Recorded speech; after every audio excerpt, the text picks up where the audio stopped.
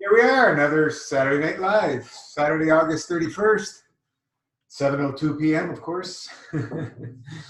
And we are at the last day of August, and new moon was yesterday, so here it is, our new intentions. And let's move into, what were you saying, Steve? No, what John and I were discussing a few Zooms back about AA. Right. In the last span of about 21 days, I know 3 people who went out and died. Wow. Wow. In the group, Steve? Yes. 2 I know personally. One I know not well. So sad. What, they took their own lives, or That? did they take their lives, or they just went out? All alcohol related. Yeah. You know, it's amazing to me that alcohol is the only drug you can die coming off of, and it's one of the ones it's the legal one. You know, It's crazy, isn't it? Yeah. What about food? It's crazy. But my point is that, and I made this point at a meeting last night, because the themes of the meetings I've gone through this week have been about change. Mm-hmm. And I've been in 23 years, and I don't see change.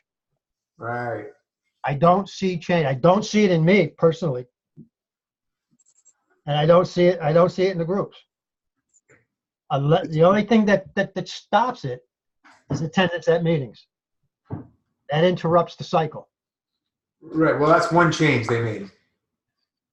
But it's not a fundamental. It's not a true change. It's more of a behavior modification. It's really not a. And for another, Steve. Even in the literature, they speak of these this whole psychic change that must take place, and I don't see it. You mean just by going to a meeting? If you think about that, if you have that fundamental psychic change, I'll never have to go to another meeting again, ever. Right. Right. But then what would happen to that organization? Oh, it would fail. Right. Well, yeah. Well, my point is that they had, it's the same as here. It's no different than being here. How many of us are going to follow this if we don't come here, or if we don't share on the group on the page? How many? Steve, Joy Sparks. She did at least 40. She's maybe close to 50, but a lot of people just don't. A lot of people, that they're just not really ready to share yet. But they're observing. Yeah. They're not alone. They're not isolating. The biggest resistance in anybody basically in our societies is to make changes. That's the biggest resistance from our, program that we've been brought up with. It's a very difficult change. Some people will make maybe a change to leave home, and bang, and then they make that change and they settle in, and then there's in that, but they keep a lot of the similarity things that they were doing from when they were growing up. So that's the biggest thing, like, changing the diet for myself, and fasting and so on. Being in an Italian culture, which is all revolves around food, is not something that was simple to do, because you're being bombarded all the time, every which way, everywhere you go, right? And it's very similar out there anyway. All these different restaurants. I just walk out here. There's a few restaurants and food places just around here, walking distance. So it's the different cultures. Most of them are revolving around food. Some of them more than others. The Arabs are pretty close to the Italians, if not as equal. Not more. If not more. But Indians are in the food culture, and so on and so forth. There's many, many cultures, right, that are into food. So this thing has been ingrained in us for who knows how many thousands of years. We don't know. Probably before the agriculture started, it must have been a better time, I would think, because they didn't have the food available to them 24/7 around the clock. They had to go, searching for it and gather it or whatever, or go hunting or whatever they did. Yeah. So it was a whole different mindset. But as soon as I think this agriculture thing started and corporate thing and all that, everything changed. Yeah. We definitely eat much more than before. I mean, Even growing up, the biggest meal was around 3 p.m. It was like lunch. And then for dinner, they would have like maybe, okay, cheese and bread, but a little bit. It's not a meal, a big meal. Now, like, it's a big meal. It's another big meal. It's like sandwiches and, I don't know, like, maybe they wouldn't cook for the dinner time, but they would have like a big meal. Maybe they would buy some falafel or, fast food or something, which is very heavy, maybe heavier than lunch. But what's the thing is that we know what to do not to feel freaking amazing, right? We know what to do. So, Well, that's the point. That's the point I was getting at. Is that there's such a difference. How do I put this?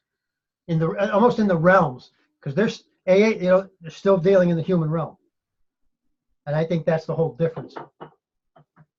and that's why we talk about the limitless realms continuously all the time, because if you're going to be in this plane and focus in this plane, that's where you're going to remain, and you're going to remain in the level of that everybody's on in this plane. So we're going to have to go tap into the realms where there's things that are thought to be impossible in this realm to make some changes. And like we said, we know what to do to feel freaking amazing. So why don't we stick in that feeling freaking amazing state? Why do we choose to go back and go and bring ourselves to a lower field strength? Why? There's many things. Emotion is a big thing. The programming, of course, our heritage, our lineage, so on and so forth. It's ingrained in us so deep that if unless you can get yourself to a real strong field strength state that nothing will bother you, you're going to come back down eventually. You're going to just, even if it's temporary here and there, you're going to bring yourself down to kind of fit into the other people in your, circle. That's what's going to happen. I've been doing this 30 years and that happens, but because I love the feeling of fasting, that never left me. Never left me. And I wouldn't be here. I could tell you, I've told you before, I wouldn't be here without fasting in my lifestyle. That's the things that's brought me out of the severe issues I had and so on and so forth. So that's what drives me, because as soon as I get into the food for a while, my body starts going, I think you've had enough. And then I get my focus on and I'm back in, and that's it. So the whole thing for me is to keep that focus and stay in the fasting state more and more and remain with the focus of that. And the food thing is just that place that, if we choose to indulge in it here and there, whatever. And then hopefully, as time goes on, it's becoming less and less and less, the food thing. And that's all we can do. But we do know that, without doubt, you can sustain yourself with the limitless sources of energy out there that are not food related. So we know that. We have no doubt anymore. But is the subconscious ready for that? Is the emotional state ready for that? Are we ready to live in a society that's an eating society? Are we ready to stay in society with that program running? And that question is, it's very difficult to answer. Everybody will have a different view of things. But, most people come to this kind of thing for kind of an event or a fad or whatever, something that they can talk about that they've done or whatever. We've never ever talked about that. I knew this thing was a fasting lifestyle, was a lifestyle, and you have to maintain it and keep it part of your life no matter what. No matter how much or how little you're doing, you got to maintain some of it. Like the dry fasting thing, for example. We see a lot of dry fasting groups popping up left, right, and center, and they're eating anything and everything. They're dry fasting. What I can tell you from my experience is when your GI tract is plugged up, you're only going to get so much results with dry fasting. Yeah, you're going to, any fast is beneficial, but there also could be some detrimental challenges when you're doing these dry fasts and plugging yourself up over and over. which a body in a weakened state could cease to stop functioning. That's happened with people that decide to go way off and break their fast incorrectly and so on and so forth. Especially after long digestive vacations, it's got to be really careful. But yeah, you see little miracles happening. Oh, this guy's done an 8-day dry fast, 10-day dry fast, and this and that. And then what are they doing after?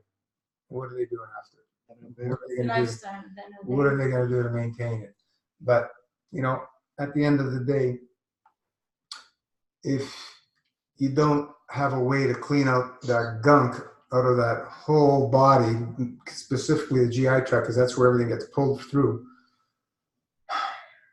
that stuff starts causing problems. That's all I know. If you can't get that stuff out, that stuff causes problems. Colima. Yeah. Mm-hmm. Yeah. Do a lot of, but do the dry fast groups do anything like Kalimas, colonics, any of that stuff? Any of them? I don't know. I haven't followed them in a long time, but I don't remember them talking much about cleaning themselves out. But what And they won't have the support either, Gino. They don't have the support, the belonging, the connection, the support. Doesn't matter if they do talk about that.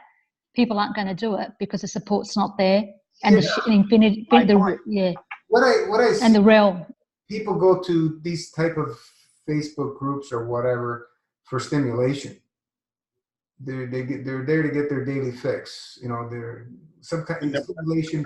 You can get it from food, you can get it from drugs, you can get it from sex, you can get it from alcohol, you can get it from online, for whatever. It's all stimulation, and they're looking for that drama, whatever, to keep that stimulation going. Because TV, what's TV? It's all drama and so on and so forth. And people, The news. what I found, I remember when I let go of TV and I threw it out. Anytime I go somewhere where there's a TV, you sit there, you watch, you have the TV on, and all of a sudden, you're being drawn to that TV. That addiction doesn't go away. That's why I don't have one in my house. It's called programming, TV programming, for a reason, right? It freaking programs you, and it draws you in. So we have to be really focused on, where do we want to go? How do we want to feel every day? So, like Ranjit says, when you put your soles of your feet on the ground, I feel freaking amazing today, and just move on to the day and enjoy it. That's how you want to feel every day. Yeah. I don't have too many days myself, getting out of bed and dragging myself out. That's very rare. And if the only time that would happen is if I've eaten too much. But otherwise, eyes open, man. Let me get up, man. Let's get on with the day, right? So that's what we're talking about. Yeah.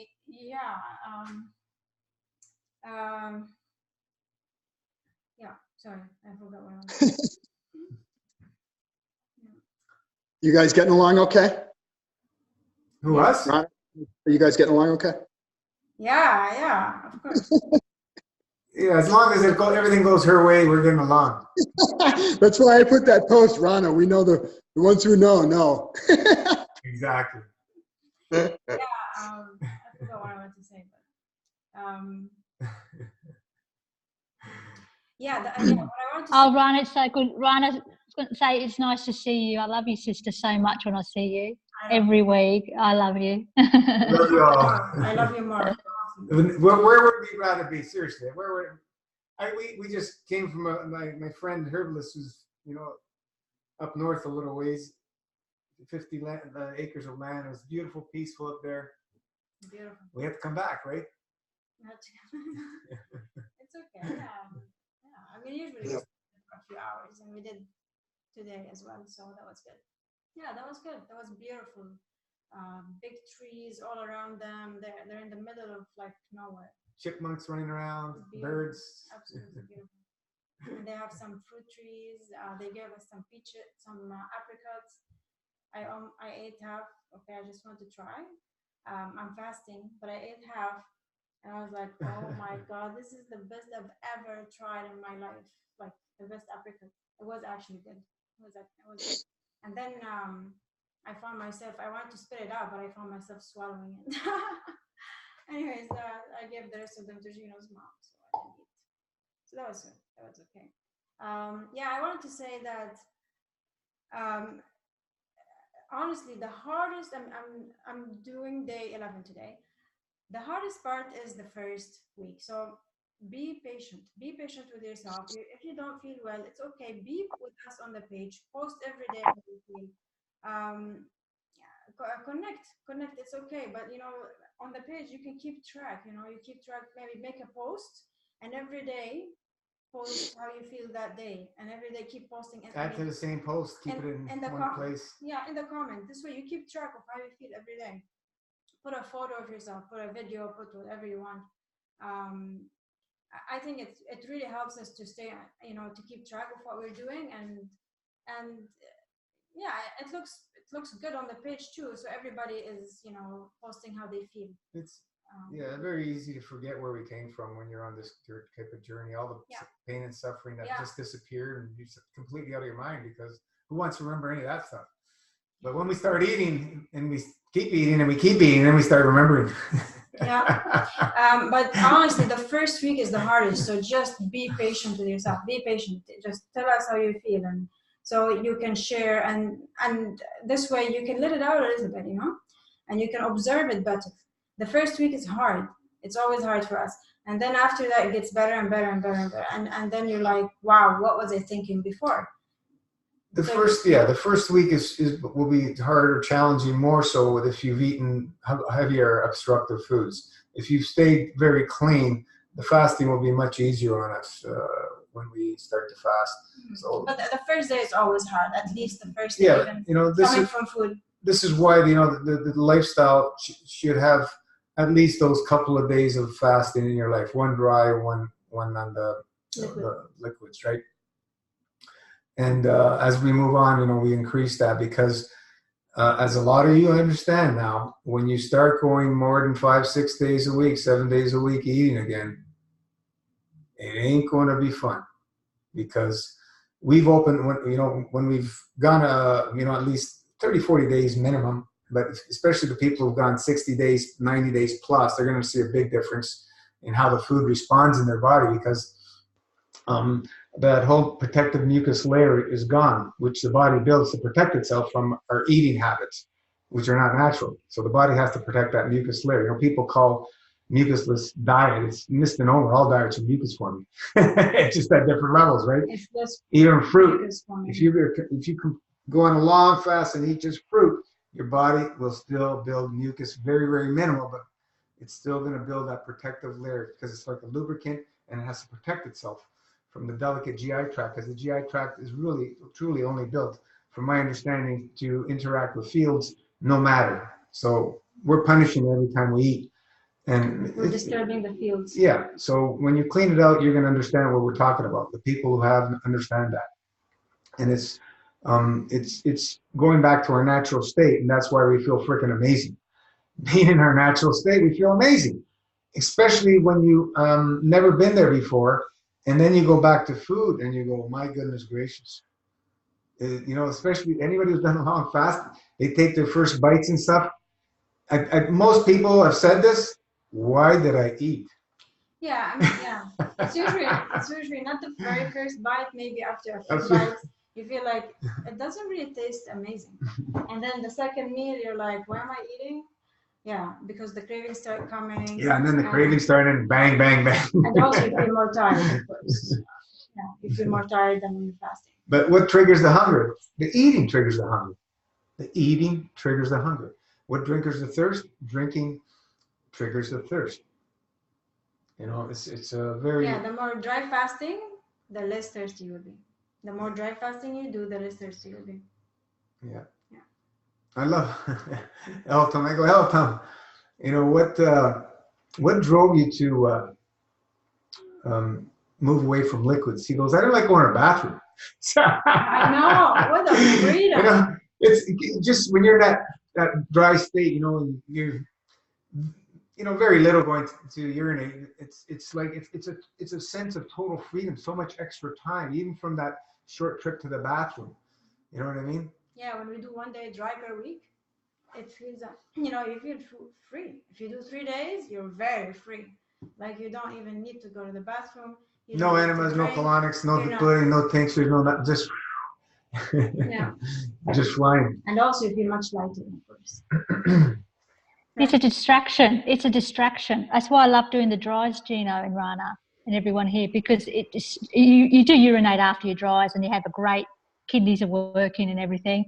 But it's just a distraction from not being with the divine. It's that one moment that you miss every time. Like you go, when you think about other things, you know, like like even now, I'm going to express this here. I'm getting so many messages from people about 101 of MFS protocols, and people that have done it before, like, oh, I'm breaking today. Can you help me? What do I need to break? And I'm thinking, so you're distracting me. You're distracting my energy. I don't teach fasting. I love being in the energy field, so I always refer them back to the page. I said it depletes my energy. So when you move into this stuff, all you're doing is protecting everything you can for that energy field as much as you possibly can. And people get upset with you because you're in a different space. You're in this space of like more loving and more pouring and more giving in the infinity loop, and you're not in the mind, because you've got to go back into the mind. Then I've got to think about it, and then I've got to go dense, and then it's this, and then I have to get back out of it again, which I can because I know I've taught myself. But it's the that not going to the toilet and all that sort of stuff that you do. Kitchen, like Warren and I don't have kitchen fights anymore. We don't have as much bathroom fights anymore. So there's not as much of those conversations going on anymore, right? So those distractions aren't there. And then when those distractions aren't there and you're in the place of space, where you're going to be? You've got to be with divine. And no one's going to take me away from that. No one's going to take me away from that. So I can understand what Elatom's saying now. Like his downloads are just so huge. So when people ask you questions or do things, you've got to be in the place of giving and receiving. If you want to, I think if anyone wants to talk to me, is like, and especially newbies or people I don't know, you've got to feed me love. You can't feed me get, take. You've got to feed me, tell me about your energy. How are you feeling? What is it that you want to feel? What is it that you want to be? I want to know that. Do you come on the Zoom calls here? Because I'm going to feed more attention to the people that are here because I'm on their fields. I'm on their field. So I know where Steve's at. I know because if Steve messages me about anything, like just say if it's about colonics or whatever it is, I've been there. Like after the 3-day drive, give yourself a break for a day and then go get a colonic done. So much better, so much, there's so many things there that I know about the advanced stuff. I don't know what. I've moved away from 101. The foundation is just like putting on your socks. Yeah. I don't think about it. There's nothing to think about. Once you've been going through for a while, you start to get it. It's just so simple, and you start to know what to do to make it simpler for you, and so on and so forth. But we ask, why are these people in the group if they're going out to try and find answers outside of the group? I don't know why they're here, because if you don't have the basic conceptual intellect to understand the art of subtraction, the gift of giving, good luck in trying to find balance in this life. We must be in service, and that's why the group is here. We're serving each other. Yeah. We're not taking, we're serving each other. And that's why we're on these calls, and we love being on these calls, and I don't miss these freaking calls because we love being here. It's important every one of us is responsible, doing their responsibility as well, which is, reading as much as we can, learning. Still, if confused after reading, we can absolutely help. But we have to do a little bit of homework, a little bit of reading, the basic stuff. Watching some videos, being with us before starting, while doing it, and afterwards. So make the commitment to read and study as much as you can. And these last few days, man, I've been dumping all kinds in my washing. Oh man, from a few weeks her dad was here eating. Holy nut. It was just purging week. And that's the thing too. We're fast. We're in the natural state as well. We're working towards the natural state as well. So we're in a different section. But you've got everything in your announcements, Rana. Like you've got introduce yourself, put a photo up so we can see you and feel you, and go do your notice. It's notice 13. Let us know what's going on. You can't expect someone to give you advice if you don't know where that person's at. We don't know what genetics they've got, what drugs they've taken, and when that's not even our responsibility anyway. You know what I mean? You No, know, it's just something, information that we can help guide them because Yeah. we've been there and done that. Yeah. All, you know, everybody in the groups, somebody's gone through that experience. Yeah. And then us, those of us that have been here for a while have probably, if you tell us what's going on, we can lead you to a certain video that'll help, or a certain, you know what I'm saying? Help. Yeah. You know, this is what it's all about. If, you know, if we don't help each other, you're not going to succeed in this, and you're not going to find balance in this lifetime. Service is number one key factor in this realm, being in service and all the other realms, because that's the basis of all creation. Giving in order to receive. That's the basic principle of creation. The first step was giving. And that's how the cycle started, and it continues in perfection in the universe. So we work on that basic principle, and no matter how little you may think, whatever you're doing in service or giving, it's that's how you start, and whatever it is, you know, and we work on that, and we build and we build and we build. You know, I look at myself now for 4+ years being here, and I don't know how many Zooms I've missed, maybe 2 or 3, only because of travel. And I'm looking back and I'm going, freaking unbelievable. Even though, you know, especially the last couple of years with the challenges of what I'm doing with my mother and so on and so forth, and, you know, going off a little bit into the heavier foods, I'm still, because I'm keeping the basics of always the fasting there. I haven't gotten a cold, you know, and I'm kind of praying to get one to get an extra purge, but it's pretty interesting. They're the longest I've ever been. You know, it's about 5 years now. No colds. A couple of, you know, stuffed up a little bit, but like no cold, full out, blown out, like stuffed up for a day or so. But, you know, like this morning, after like all that purging I did this morning, my head was starting to drain a little bit. And, you know, a couple hours later, you know, back to, it's just amazing. Once you start understanding and see the power of a clean plasma vacuum tube, the GI tract. Once you get that basic concept and keep that mucus layer to your absolute minimum, because that's the layer that keeps us from connecting. That's what I think. It's the mucus layer and the GI tract. And many others have experienced the same thing. So Blocks the field. this is, yeah, it blocks the field. Well, it changes the field outcome to interact with our physicality. There's something in the way, and it's going to interact with whatever's there, and it's going to be changed. So, you know, when you get a clear field, everything's beautiful. It's right from the divine. There's nothing, nothing going to, I don't know if we want to use the corrupt, but change it. Because I don't think there's anything corrupt from the divine, no matter what it is. Oh, who's got their hand up? iPhone. Go ahead. Hi, Gino. This is Judith. How are you guys? Hi. Yay. Yeah, sorry. I don't know what happened. My phone just decided to be iPhone today, not my name. So sorry, I didn't do it in purpose. I was just need a little question because I've been on a fast again since July. I did 27 days. Then I broke it because it was really, really tough. But it's because I ate bad before starting the fast anyway. So I know why that happened. But it was really, really hard. It was just a battle every day. So I broke it for a few days and I've been back on it for 14 days now. But my question is, every time I do a 24 hours dry fast, the next day, when I break it, I break with the bubbly and I drink a little bit, a few hours before doing the enemas or anything like that. But the last 3 times it happened, I feel my belly hurt really, really, really bad. I mean, I can barely walk sometimes at the end of the day when I do the 24 hours. But it's fine.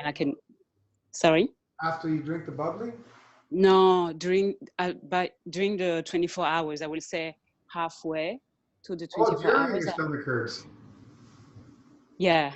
So I've got very belly pain, but like really, really heavy. And then the next day when I broke it, the pain is gone. But after a few hours when I do the enemas, nothing is coming out, but I've got my nose blocked every time I do enemas now. You're backed up, Judith. you're Yeah. backed up. It's gonna, you need time to break free through the deeper layers. It's all. So what do you got to do?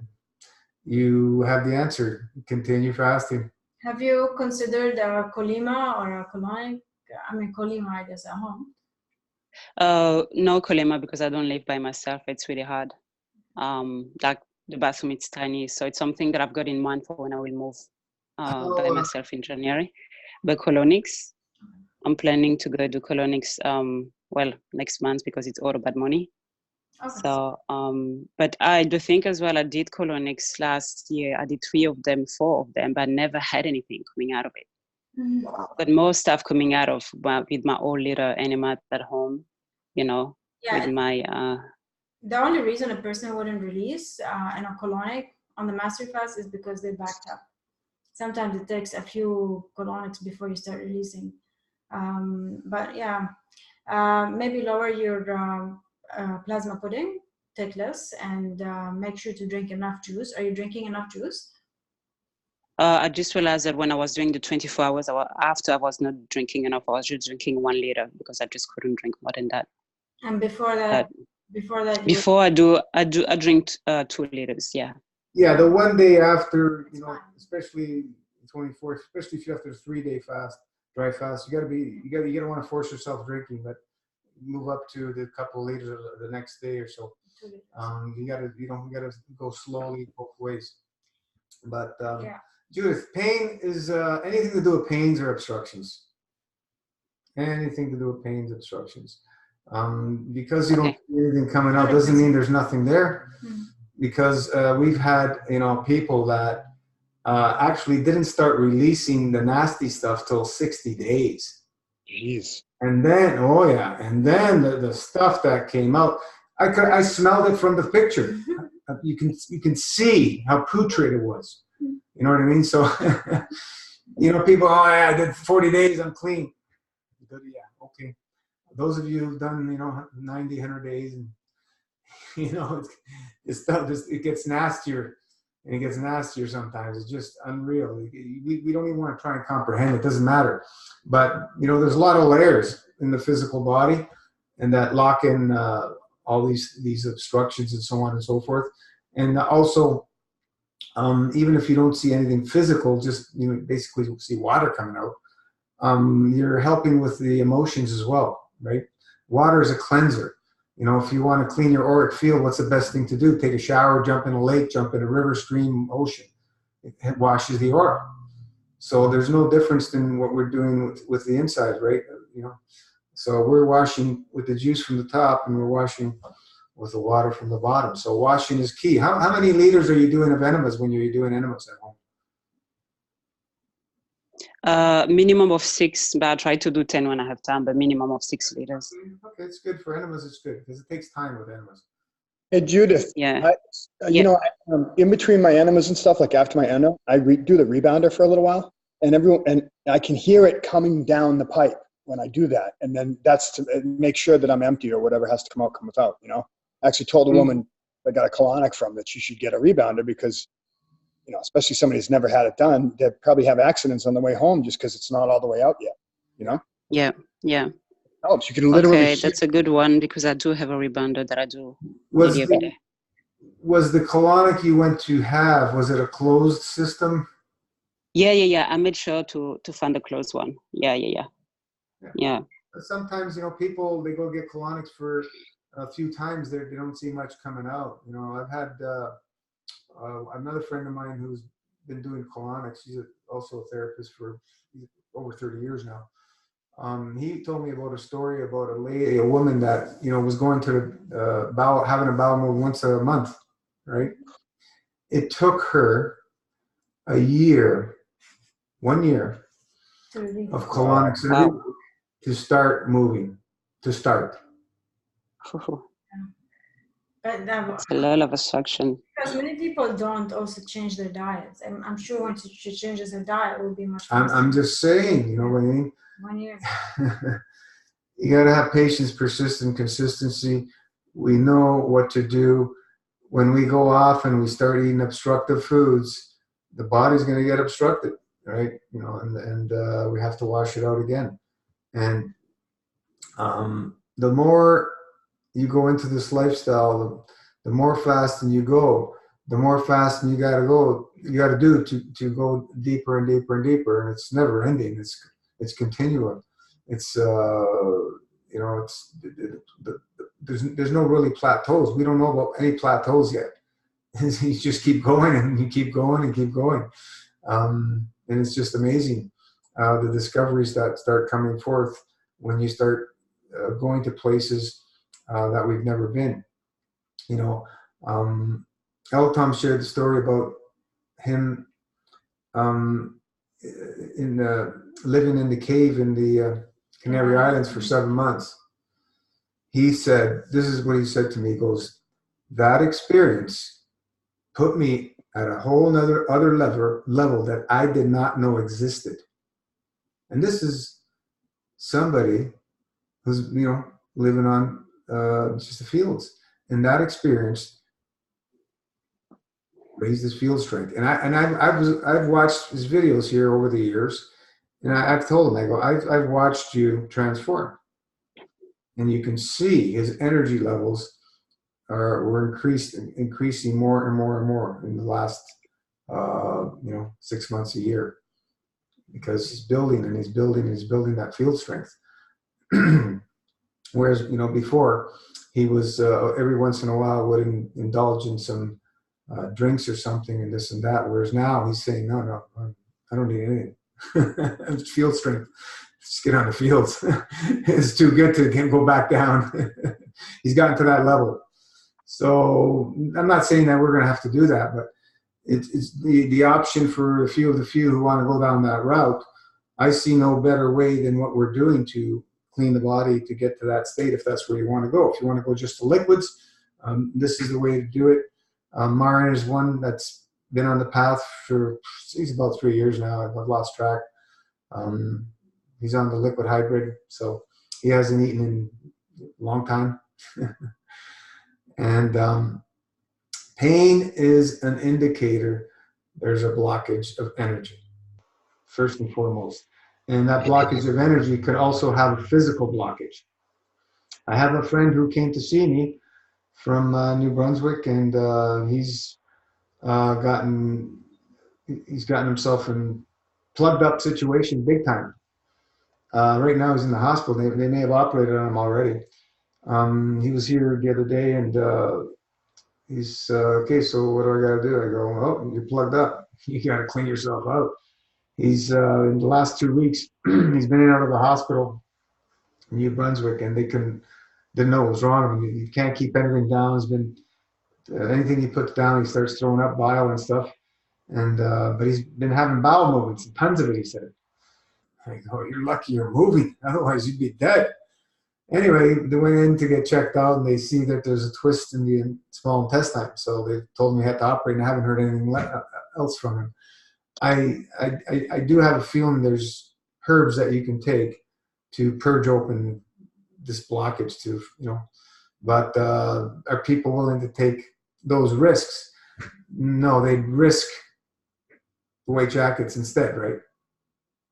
So that's the thing about responsibility. Which option are you choosing? Whatever it is, be responsible for it. Whether you want to, you know, have your gut split open by somebody. If somebody does it for you, Gino, you can blame them. You know, if you go to somebody else, and you always have somebody to blame. Yeah. You know what I mean? Yeah. That's how it is. Yeah.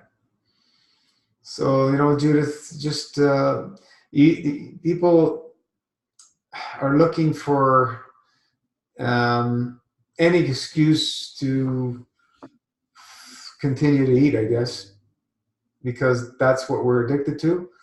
And they'll find any excuse to reduce their fasting and eat more. That's what I found in the last 3 decades, and myself included. Even though, you know, we know wholeheartedly we feel freaking amazing on nothing every time. But, you know, like I said earlier, when you start going into the heavier foods, and then you clean yourself out on a fast again, you're going to feel it. You're going to feel it. It's going to be more challenging to, you know, move things out. But, you know, we know what to do. So just continue doing it and keep working at it until you can move it out and the pain subsides. Whether it's, 2 weeks, 3 weeks, 40 days, 60 days, whatever it is, it's going to come out if you continue. And that's what we know for sure. It's either that. Gina, can I just add to Judith just to give her some love? So I was just Judith, because you've done the 108. I remember you because we talked when I first started my 108. And I know and you're expressing me how you feel, this and that, blah, blah, blah. And it was wonderful because you energized, right? That feel, that energy. Every time you're feeling pain or anything like that, just tap into that field about how you felt and channel your, channel your focus in that. And because the environment or whatever you're doing is always going to drag you back. I know you know that's the mind game and all that sort of stuff. So I'm not saying anything that you don't know, but it's just tapping into that energy and knowing how that feels again. Like when you were, fasting and how you did it. You did it. You did a 108. You did it. You did something that most people aren't able to do. You know what I mean? But watch so much easier before. No, it isn't. No, you're still in the, no. Still in the same place. You're still the same person. You're still the same. It's just the mind. You're in the mind. You're just in the mind. You just got to get into the observed state and feel that. It doesn't matter where you are, what you're doing. I mean, I feel your heart, and just loving on you, sister. Just loving on you. Okay. Yes, Thank you so much. We're always put something in the way that says it was easier before, because there's an emotional blockage that's keeping us from going back to that wonderful state. It's an emotional blockage. But why? If it was the best for us, I don't understand. Well, let me ask, why do people say, I can't give up my pasta, and they'd rather die? I can't answer that. I've heard that story many times. I can't give up my steak. No freaking way. I've seen say that, and they're no longer here, Judith. Why? Yeah, but they didn't experience the life with that pasta. I experienced my life with that food, like on a juice for, a long time. I know, but they're not willing to go to that route with no eating. Yeah, true. Hey, Judith, their addictions. Tell the story about it being easier in the UK than it was in Australia. You thought it was going to be the opposite, remember? Yeah, absolutely. Dictates. We all want to go to this paradise to be around fruits and vegetables, but it makes it even harder to fast there because now all that you could eat is around you. That's so true. That's one thing that I always wanted to go somewhere to, be in paradise of fruit eating. I don't have that desire anymore because I know you can feel frickin' amazing anywhere because you don't have to carry frick all with you. Yeah, but because you have another vision of eating for you now. You know what I mean? I'm still in a transition of, I want to do the master fast as my lifestyle. That's what I thought I wanted to do. But until now, I completely failed. It's been like a year and a half, maybe 2 years now. Right now, Judith, it's still your lifestyle. You're being too hard on yourself. You've done much better than who knows what percentage in this group, You're awesome. Yeah, it's just there's ask yourself questions about what's happening in all your life and your family, friends, and everything, and your work and so on and so forth. Start writing them down, and one column of all the positives, one column of all the negatives that you can see, and then you start picturing what's happening, and then you'll start getting more clarity of why you're going through these challenges. You have to look at every aspect in your life, every aspect, and things that you may not even think about. Also, parents, grandparents, is there any, what ties there energetically are there, and so on and so forth. There's a lot of things that are people that will never look at. They're always looking at the physical things of why they have challenges and so on and so forth. But from all these years I've seen, the physical thing is the nothingness. It's everything else. Why would you give up? Why would you ever give up on something you believe in? If you believe that this is the best, the best feeling, fasting is the best feeling, why would you ever give it up? I mean, why? Yeah, I don't want to give up. That's why I keep coming back into it. But I just don't understand why I keep falling. Okay, but you. Zach, I mean, I do know why, because to be honest, 90% of the time when I decide to break my fast to eat something, it's when I'm at work. Mm-hmm. So my work situation involves a lot of food. Even this coming like tomorrow, Monday, because it's Sunday already here. I know already that tomorrow I'm gonna have to meditate and to make myself ready so I don't touch the food. So today is day 14 for you, or something like 13? Yes, yeah, day 14. Yeah, day 14, and you still have cravings, and they're intense cravings? No, the intense. When I did the first 27, like last month, mid of July, the cravings were there every single day. That's one day 27. I was like, oh, I had enough. I just couldn't fight against me anymore. So I gave myself a few days. I think I went for 3 or 4 days just on a fruit. Then I went back on a fast. But this time, I do have the cravings at nighttime, because that's just the way I used to have my big meal at nighttime, but I don't stay thinking about it or going crazy on Instagram like I used to do before. So the cravings are not there when I don't have food around me, but when I'm at work, because it's very stressful job to do and the food are there, that's where is my big problem. That's where everything happened. I'll tell you what. Hey, Judith, can I just say one thing? I think that's what's trapping you right now. When you say you do meditations, are you also doing breath work? Not often breath work. No, I do a lot of trampoline and meditation, but not breath work. Okay, I know that there's many different meditations out there, and there's many different breath work. I mean, you have great stuff on the site for breath work, but I just want to share another one that's been really effective for me. If it's okay with you, Gino, it might take maybe 2 or 3 minutes here to get through this. Of course. Okay. So this is something that Dr. Sue Morter talks about in her energy healing book. So I don't want to just claim this as my own. That's my reference. But she's not describing anything new. Okay, it's called central channel breathing. And what you really want to do, the goal of this breathing is to feel it from the top of your head all the way down to where your sit bones hit on the seat.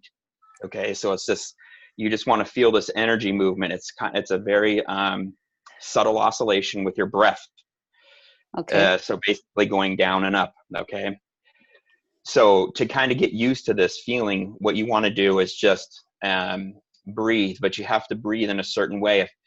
If you find yourself breathing into your upper chest, and you can even try this, just breathe into your upper chest. It's almost like like you're running. That's your fight or flight mode. But sometimes at work, I've noticed this with myself. If I get too stressed out, that's where I'm breathing. I'm like taking these shallow, and when I just did that, my heart rate increased. See, my body is getting ready for something to attack me. Okay. Yeah. So I just want to show you that contrast. Okay. So what you really want to do is not focus here. I'm sorry that, here we go. What you really want to do, I'm not trying to be weird, is focus right in here. So when you take your breath in, you want to push your belly out, and you really want to feel that breath go in low into your sacral bones. And so just really slowly, just pull it in. Air goes down, down, down, down deep. Okay. And then let it out. And when you let it out, you want to do the exact opposite. Slowly feel your stomach coming in. And what you're really, so especially for you, okay, and this is one of the reasons why I was suggesting this, with your stomach area, you need to tune in here. There's something there that you're holding on to. And if you just will I would say do a dry fast again and get into that painful state. I know that sounds really weird. Don't push yourself too hard. I'm not saying do a 3-day dry fast. I'm not saying do something that's above what you can do, but do this breathing, okay? Now there's a couple things you can do to add to this. The first breath in, okay? Imagine a point about 6 inches from your head and breathe the air in from above. Okay, we just want to feel it coming in from above, then push it all the way down to the sacral joints. Okay. Okay. Then when you exhale, push that energy that you've just stored in your stomach all the way down into the earth, wherever the depth is comfortable for you. I know that might sound weird, but to me, it's about 2 or 3 feet deep, and I just let that energy just sit there. And I really think the earth's energy, it's amazingly, it can ground you so well. This is where the gravitational aspect comes in, okay, to the healing. Yeah. You've allowed your air, literally, you've breathed in energy. Now you've allowed that energy to feel the gravitational force, push it into the earth, okay? Okay, yeah. Now you're going to do the exact opposite. You're going to breathe in deep down from that earth point, and you're going to bring it right here in your belly. And when you do that, just hold it just for a moment. Feel that energy. Make your intention like, I am pulling energy that's scattered all over the place. My energy, it's you that's splattered. Make that your intention to just gather as much energy into your belly as you can, okay? And on this next breath, on this next exhale, okay, you like a whale, okay? Okay, yeah. And you can do this breathing pattern, and that's one complete time. If you do this 2 to 4 times, okay, even if you can just find a quiet corner and do this. And then lastly, I just want to just add this because I think this is going to help you as well. This is kind of like a complex movement, right? I'm teaching you like how to do something. So just take it a step at a time. Don't try to go to the end point. Really, just try to breathe first, then do the process, and then add this final step, which is, the muscle you use to when you're urinating to stop the flow of urination. Mm-hmm. Okay, so what you want to do is you want to start working with this muscle. And so what I do is I kind of pulse and squeeze that muscle a little bit and kind of just feel the energy of that muscle. And then when I feel like it's kind of awake, okay, then I try to really like feel a gathering of all that tissue down there in my pelvic bowl and grab it in and then suck it into my stomach, okay? And this is a little difficult. It's more advanced. Now you do that breathing pattern, holding this energy right here at your sacral point. Okay. Okay. Yeah. That will. I swear, like I was at dinner with my wife. She said something that triggered me so bad. It was one of those things that had the potential to turn into one of those arguments, or potentially I'm sleeping on the couch type of thing. And I was like, Scott, okay, well, slow down, let's not say anything. And I did this breathing right then and there. And I'm going to tell you, it didn't happen right away, but that energy grounded itself. And then we moved on with dinner, and we had a very pleasant evening. So I'm just saying, like, I personally have experienced good things here. Okay, thank you. And I know these last 2 things, if you can squeeze your heart, roll your shoulders back with your deltoids, push in, squeeze your heart region, and then feel the tension in your throat as well. So when you breathe in, you're like Darth Vader, or you're going like this, kind of like this sound, and then look up to the top of your forehead, not like you're rolling your eyes back, but just feel the tension there. But anyways, I know I've taken quite a bit of time there, but if you work with each one of these points, like your sacral, your heart, your throat, and then drawing attention to your crown, especially, it will make a serious difference for you. Okay, thank you, Scott. Yeah, no problem. Thank you so much. The biggest challenge that it's difficult to get through is, okay, I'm not going to be eating. And if you're not going to be eating, where are you going to get your energy source from? And that's the challenge. People have not trained themselves to tap into the other fields consciously. We're doing it unconsciously all the time, but consciously tap into those other fields, because we can't just stop taking in energy. We need to continuously take in energy and interact with all these different energy fields. So once we've decided that we're not going to eat physical foods for the energy, which actually takes more than it does, that's why I'm saying we're doing it unconsciously, because there's the energy has to digest all that food. But when we do it consciously and we repeat it and continue with that, and we practice over and over and over, we start harnessing the energy sources that we can't see with our eyes as our fuel, if you want to call it that. And that's the key. We need to have a different source of energy we're drawing from consciously.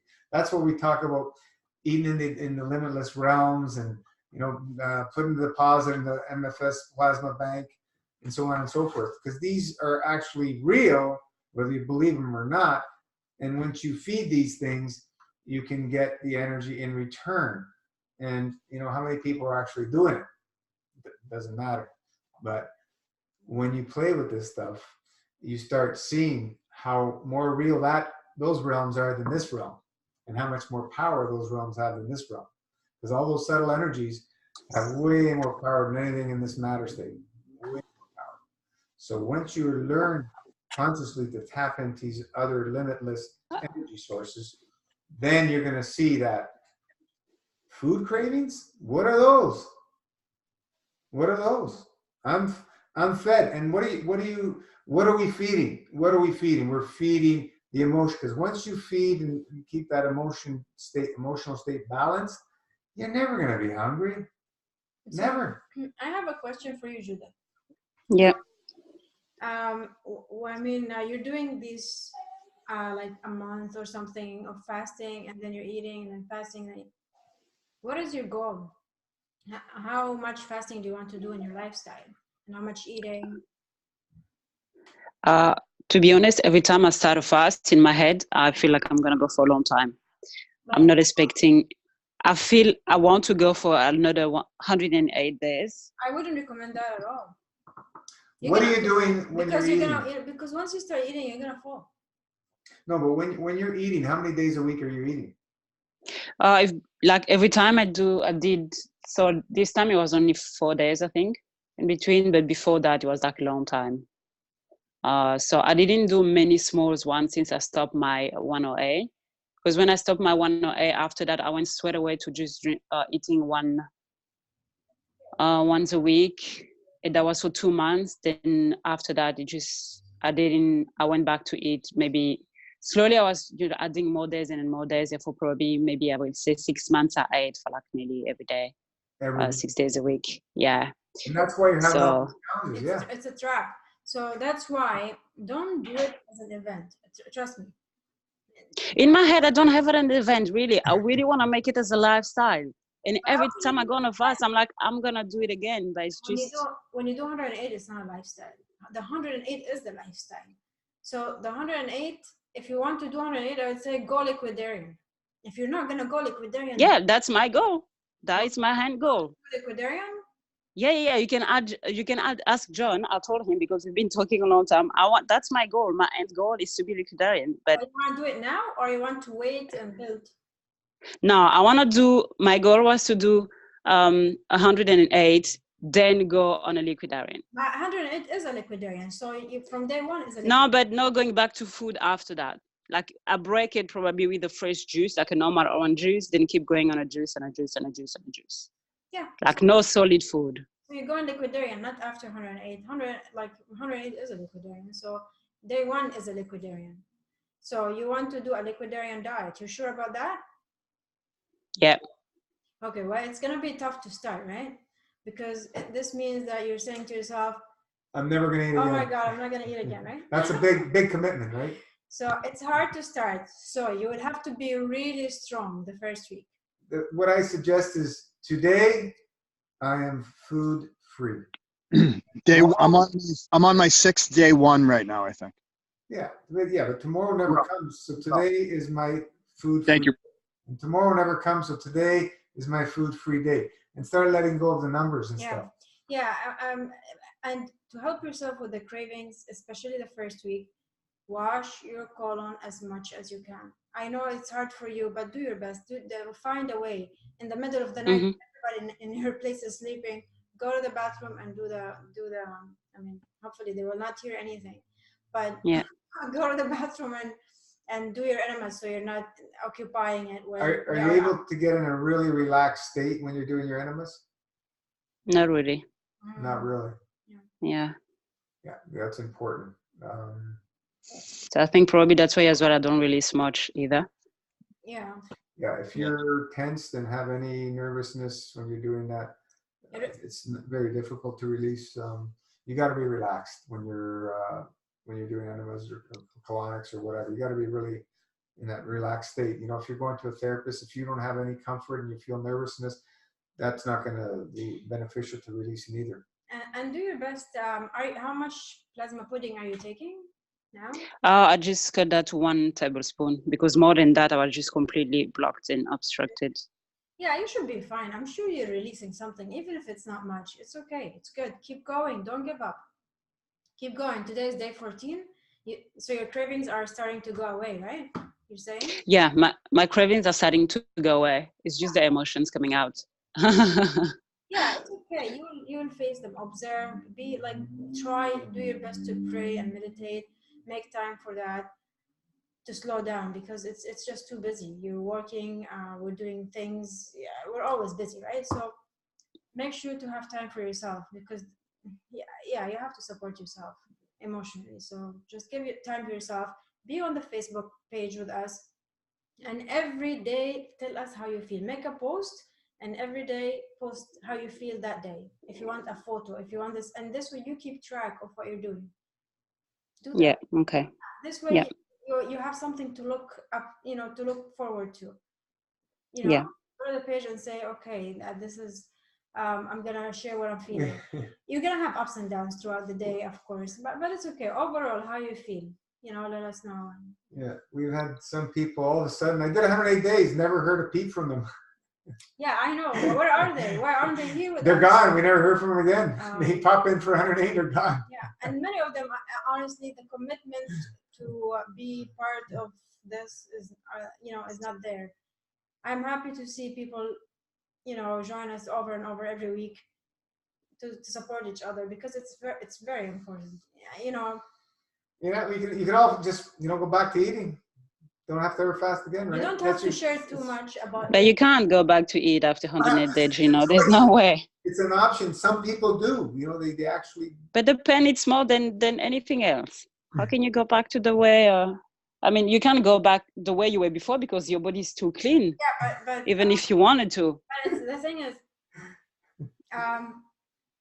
yes, you have a lot of pain if you go back to your old ways. But is it worth it what you're doing now? This is the question. I would focus on the beauty of fasting rather than the pain of breaking a fast. The focus on the positive, not the negative of breaking a fast. The reason you're here is, you can go back to your old ways. You can really, but slowly. You can go back slowly, build up to start eating again. And the reason the reason you felt a lot of pain is because you were confused, in my opinion. You were confused. You were not sure you want to fast or you want to eat. And you were overeating, right? I've done it. So there's a lot of confusion, and there's a lot of pain with that as well. Now, not eating the right food, overeating, of course you're going to be inflamed, especially when you cleaned up your body. So yeah, maybe you're not ready for 108 days. So that's why, please, everybody, if you're not ready for 108, please do not do 108. Do maximum 40 days just to clean up a little bit if you want, but not more than 40 days. Don't do 108 unless you want to go liquidarian. And make it's a lifestyle. Don't even do 40 days if you don't want. Just if you want 2 days a week, master fast. We're happy, we support you, fully support you, and clean up your diet in between. So this way, we're learning as well. We're improving and editing the protocol to help everybody, to help ourselves as well.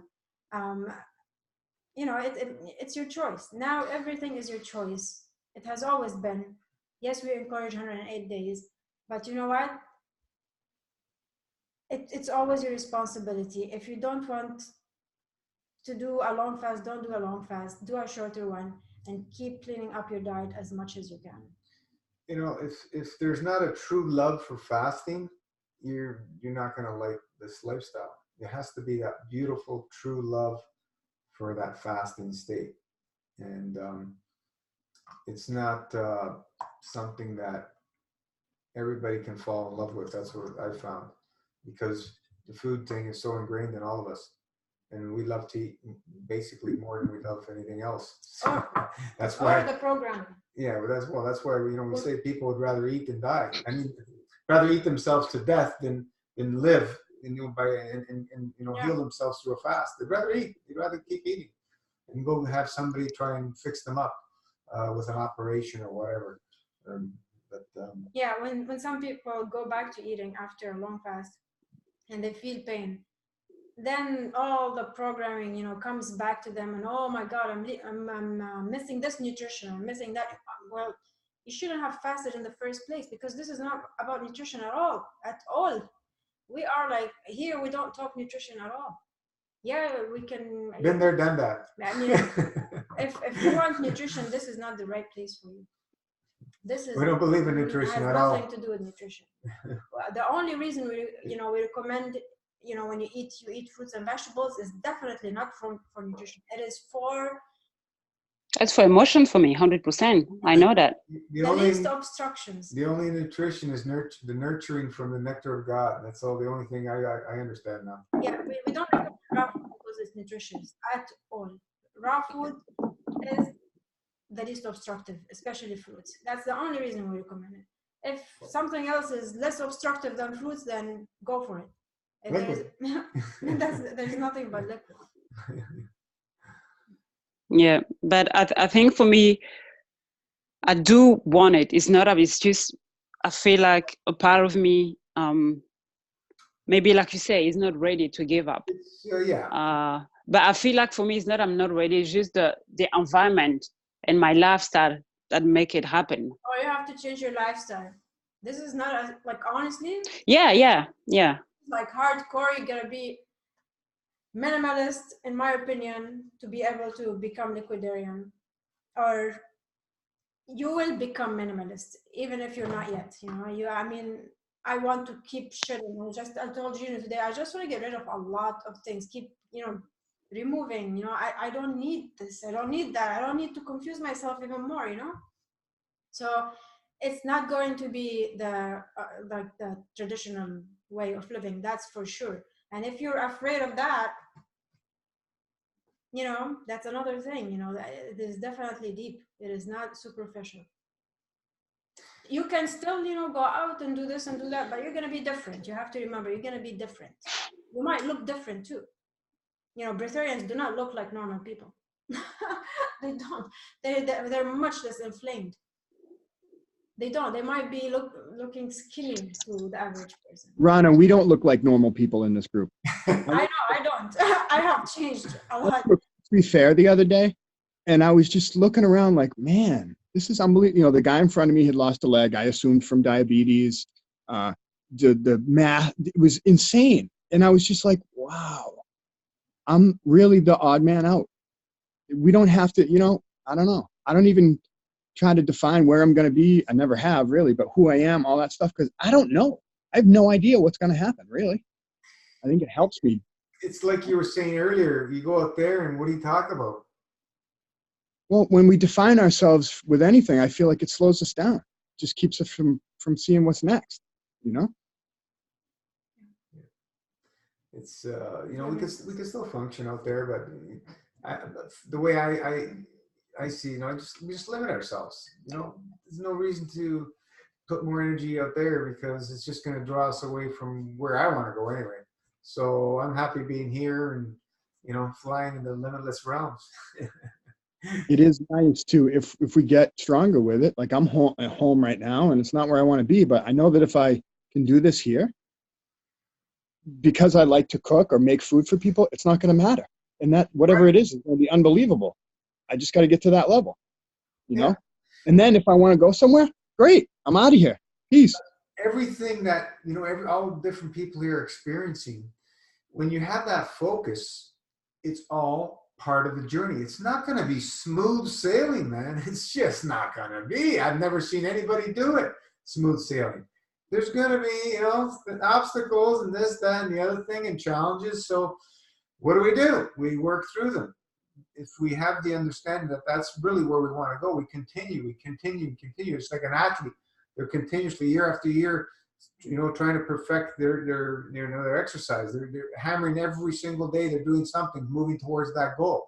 Hans has explained it many times. It's not going to happen by, okay, I'm breath air, tape up my mouth. Good luck. Good luck. It's not going to happen.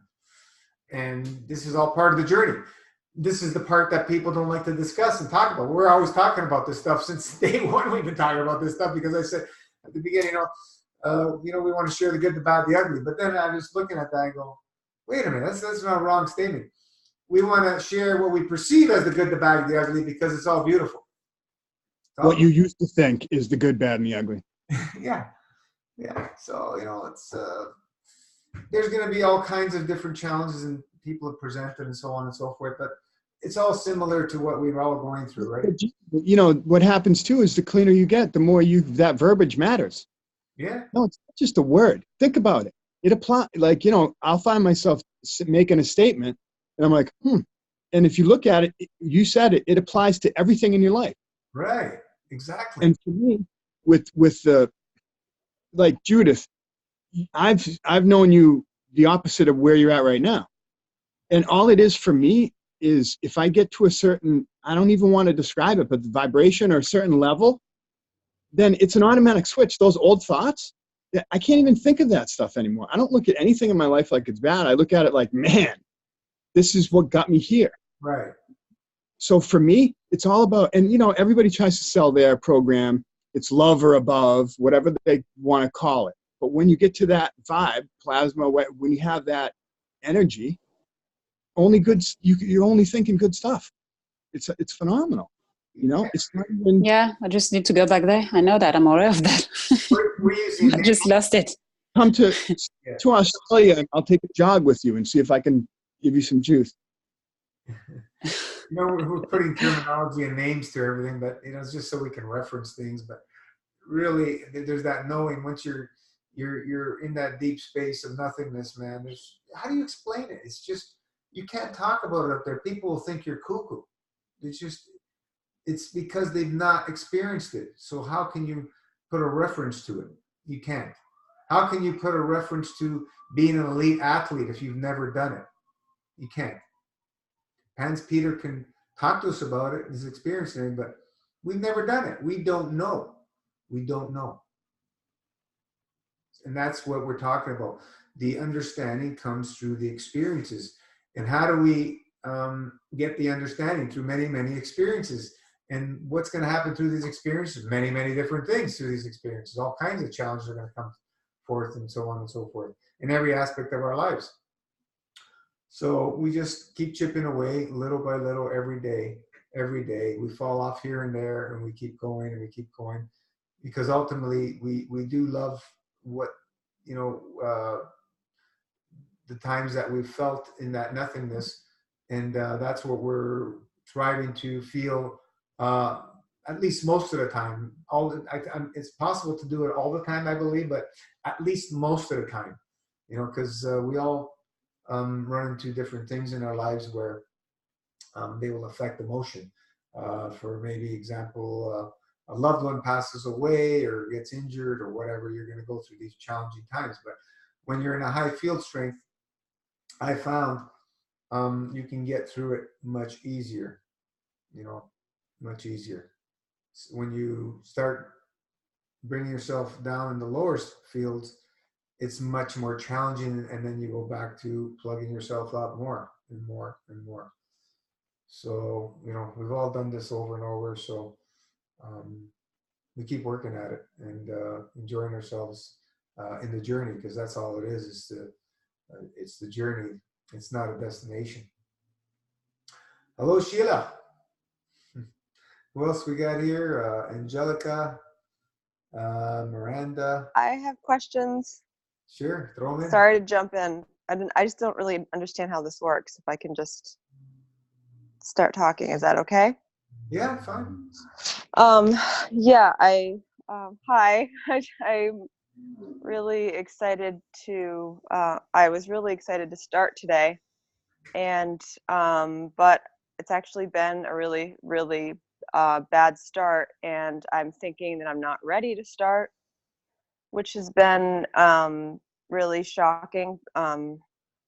And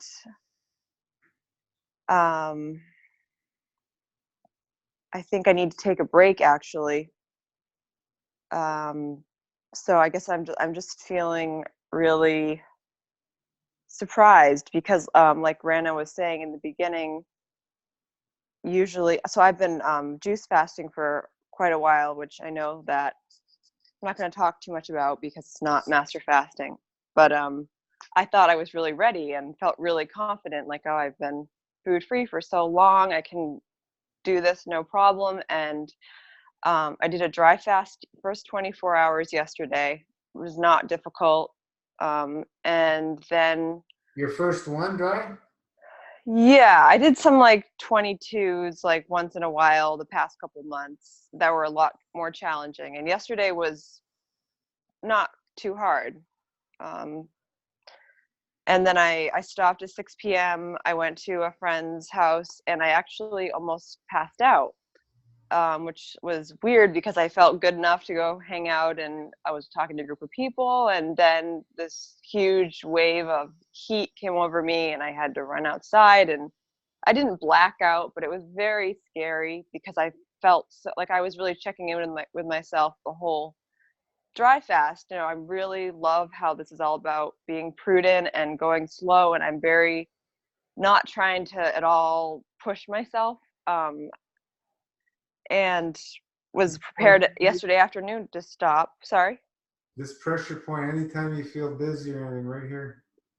Yeah. Oh, a pressure point where? On your nose? Yeah, underneath. Oh. Oh. And just hold it there and breathe. It really helps. If you ever feel lightheaded or anything, just use that pressure point. Oh, okay. That's good because I do feel lightheaded a lot. So anyways, this was your last juice fast the first time you fasted? Yeah. Yeah. And your diet's been before that? Pretty good. I've never been like a processed food person. I had some like medical, I had some diseases some issues that I couldn't get help with. So that's why I started doing this. Mm-hmm. And I've gotten in the most healing from fasting. And I've been so excited all this time. The past couple months, I've been juice fasting in preparation to do master fast and following you guys.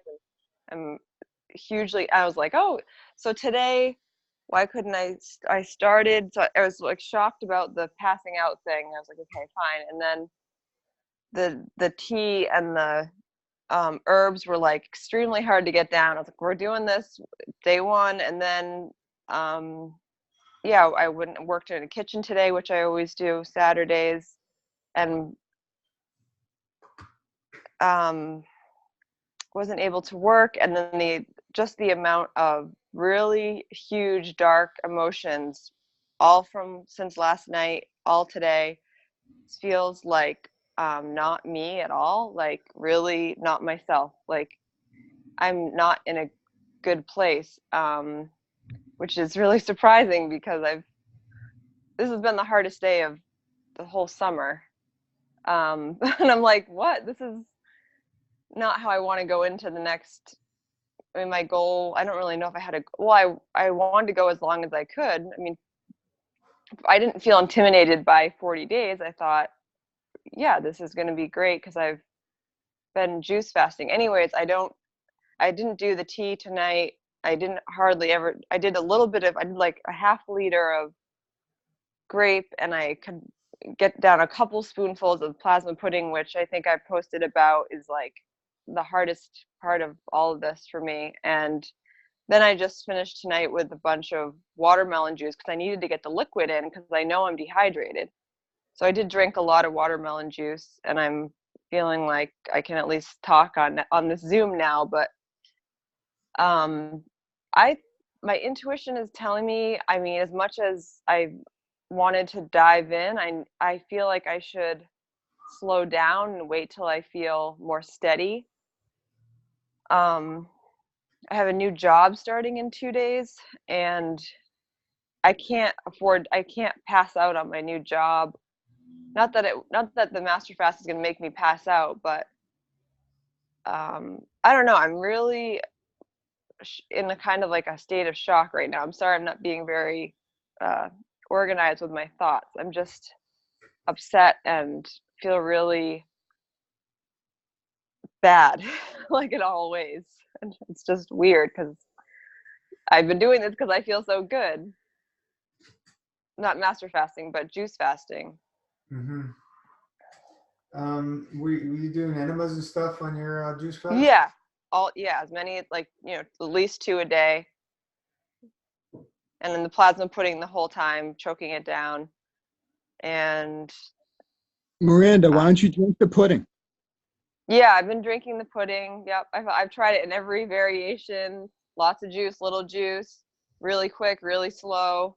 So listen, depending on your size liter, your enema bag, if you're only doing 2, that's only like, mine's 2.5 liters, but that's only like 5 liters. It's not that much.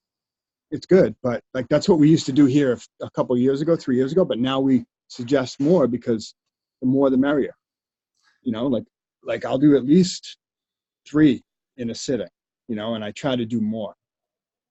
And it's a 2.5 liter enema bag. Yeah. The other thing you mentioned about you're dehydrated, so you drink more. We don't drink to hydrate. That myth we've broken through. We drink to wash. That's what we're using our liquid. Or like the weakness, and I just felt, I feel the most obstructed I felt all summer.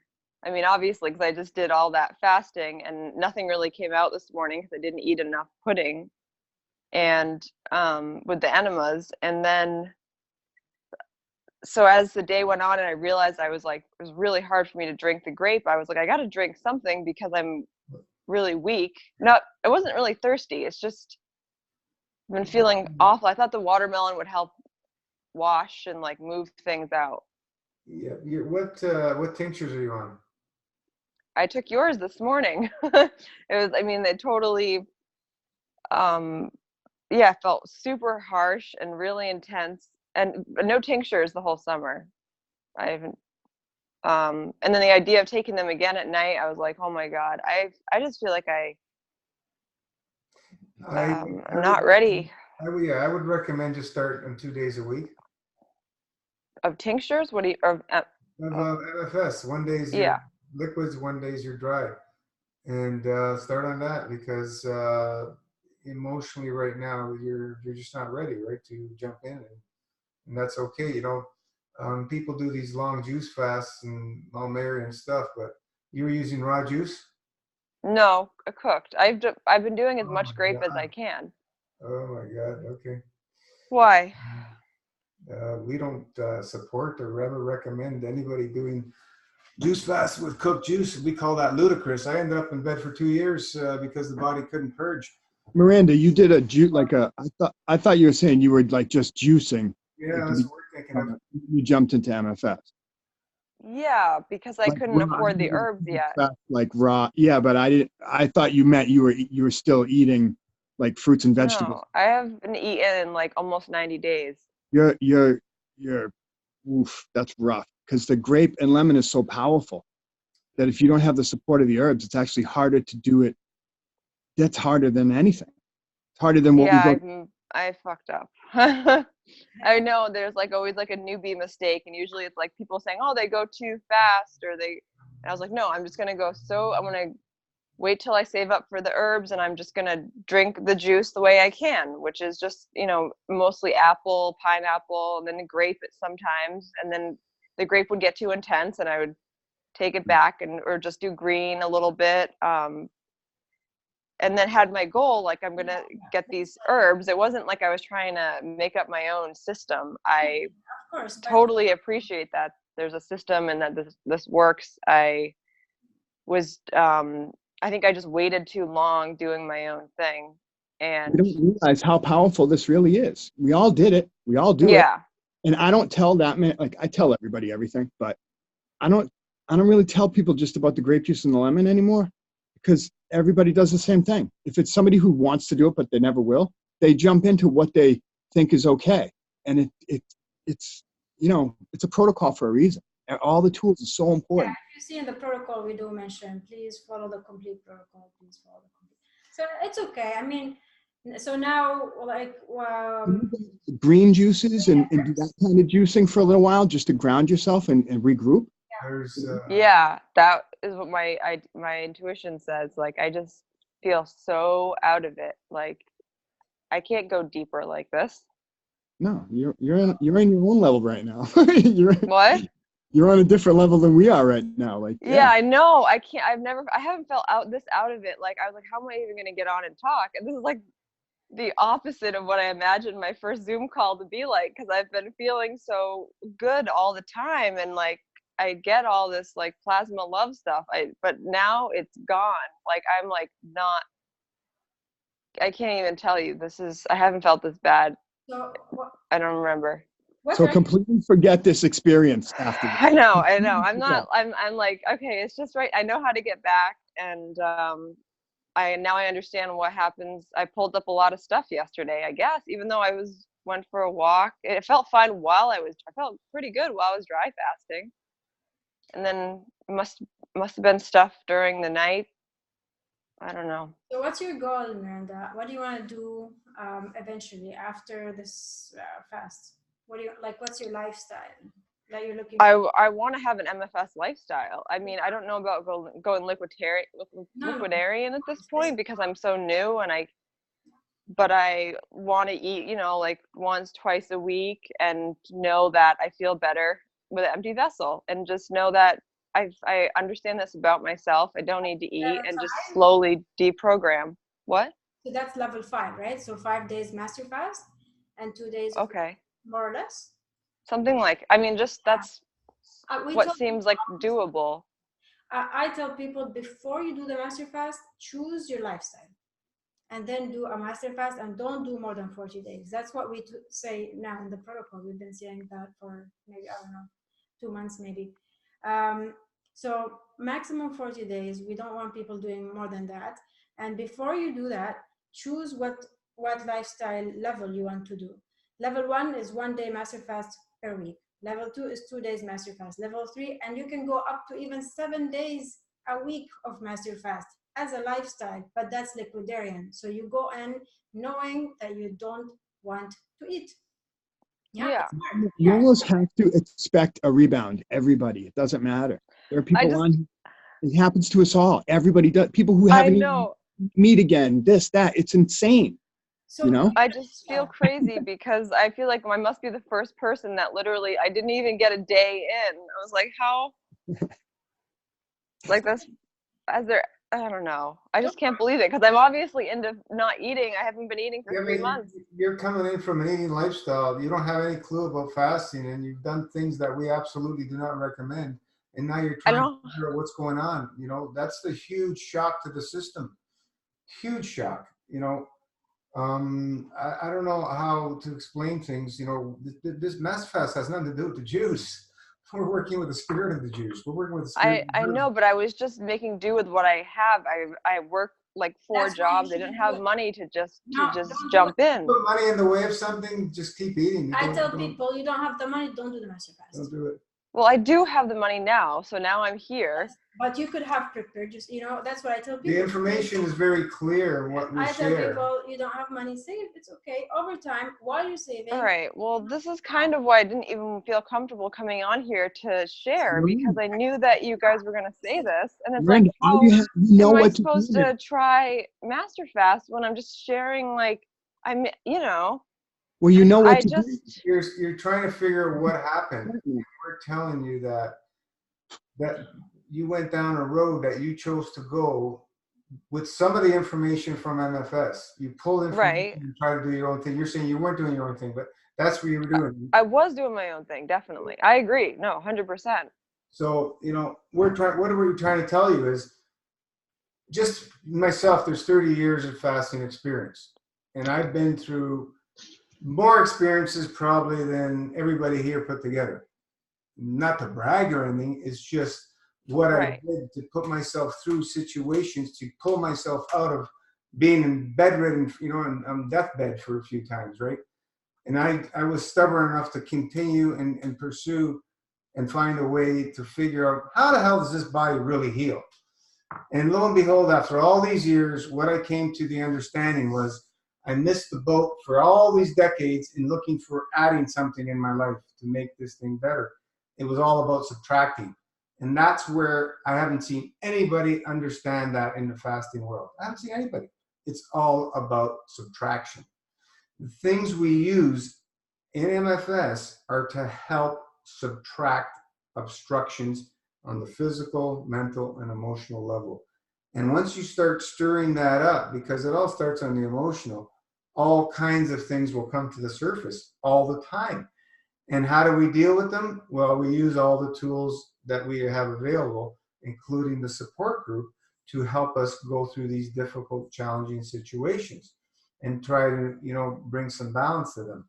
But, first and foremost, these days, after seeing many people jumping in and not listening to a word we're saying, doing 108 days, believing it's some kind of event or fad, and then, falling off, going eating all kinds of things, and then getting themselves in trouble, people killing themselves and so on and so forth. We're saying, don't do 108 days. You're not ready for 108 days.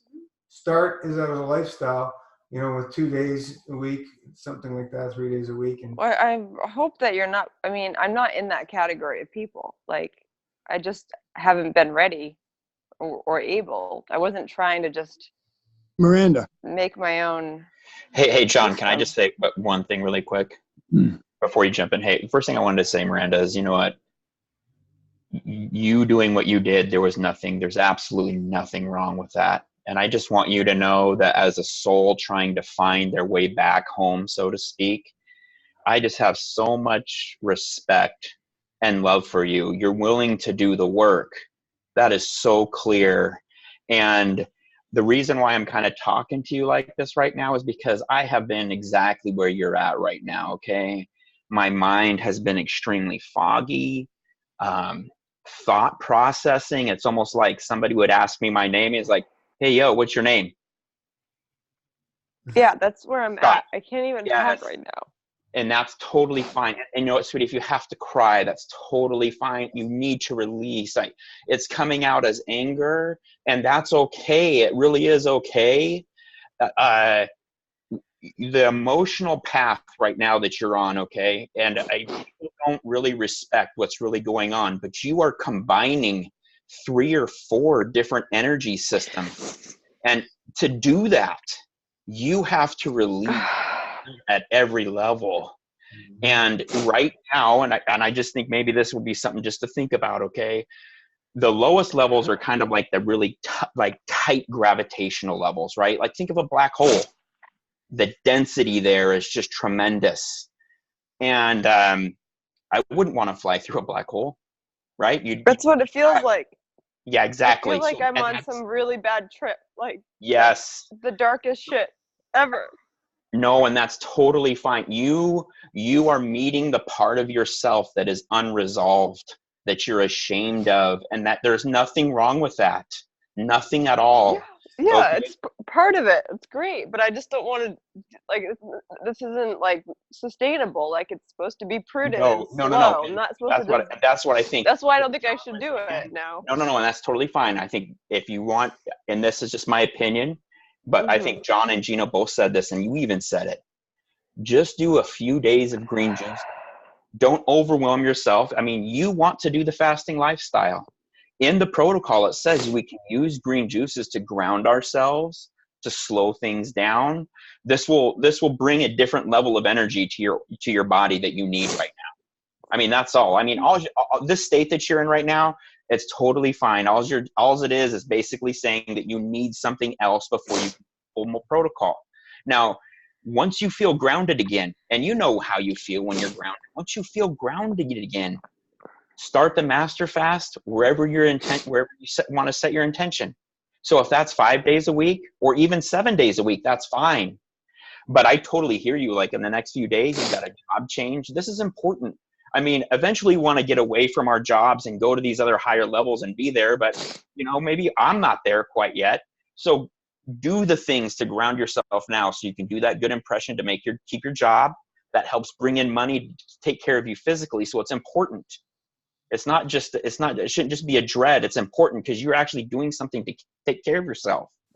And frankly, everything you've done in the last 90 days has been an attempt to care for yourself. And that's yeah. I wasn't trying to like yes, cheat or like go fast or exactly. make my own system. No, right. I was like, this is like something that I can do, and I want to see what it feels like, and I want to Yes. get a taste. I mean, I don't think it's fair to say that I have no clue about fasting. I mean, No. I learned a lot in 90 days to make me feel like, okay, I'm ready to do master fast now. Like, this is the best I ever felt in my life. Right. Like, I'm understanding how this, I mean, now I'm definitely humbled by today. I'm like, wow, this is a lot more serious, it is extremely powerful. So Right. I need to follow the protocol and I guess so. Right. 1 or 2 days a week is just different than I guess looking at the website and all the options, it's like you should, like, I wouldn't have thought of that because it's like, 40 days minimum. But so what do I do? 2 days for a couple of weeks and then try 40 days or? So look, this is the deal, Miranda. Okay. Gino and Rana, this is their main goal when they wrote the protocol. Okay. And you guys can correct me if I'm wrong if I start going to the right here, but really it's about what you choose to do for yourself. So that's why I say, like, right now, trying to make a decision of this magnitude, it's kind of like having your dad, your mom die, and then all of a sudden you're trying to make these huge decisions. Okay. So much pressure on yourself. Just don't do it. Yeah. I'm serious. Go. I mean, I don't know what are you living in the States?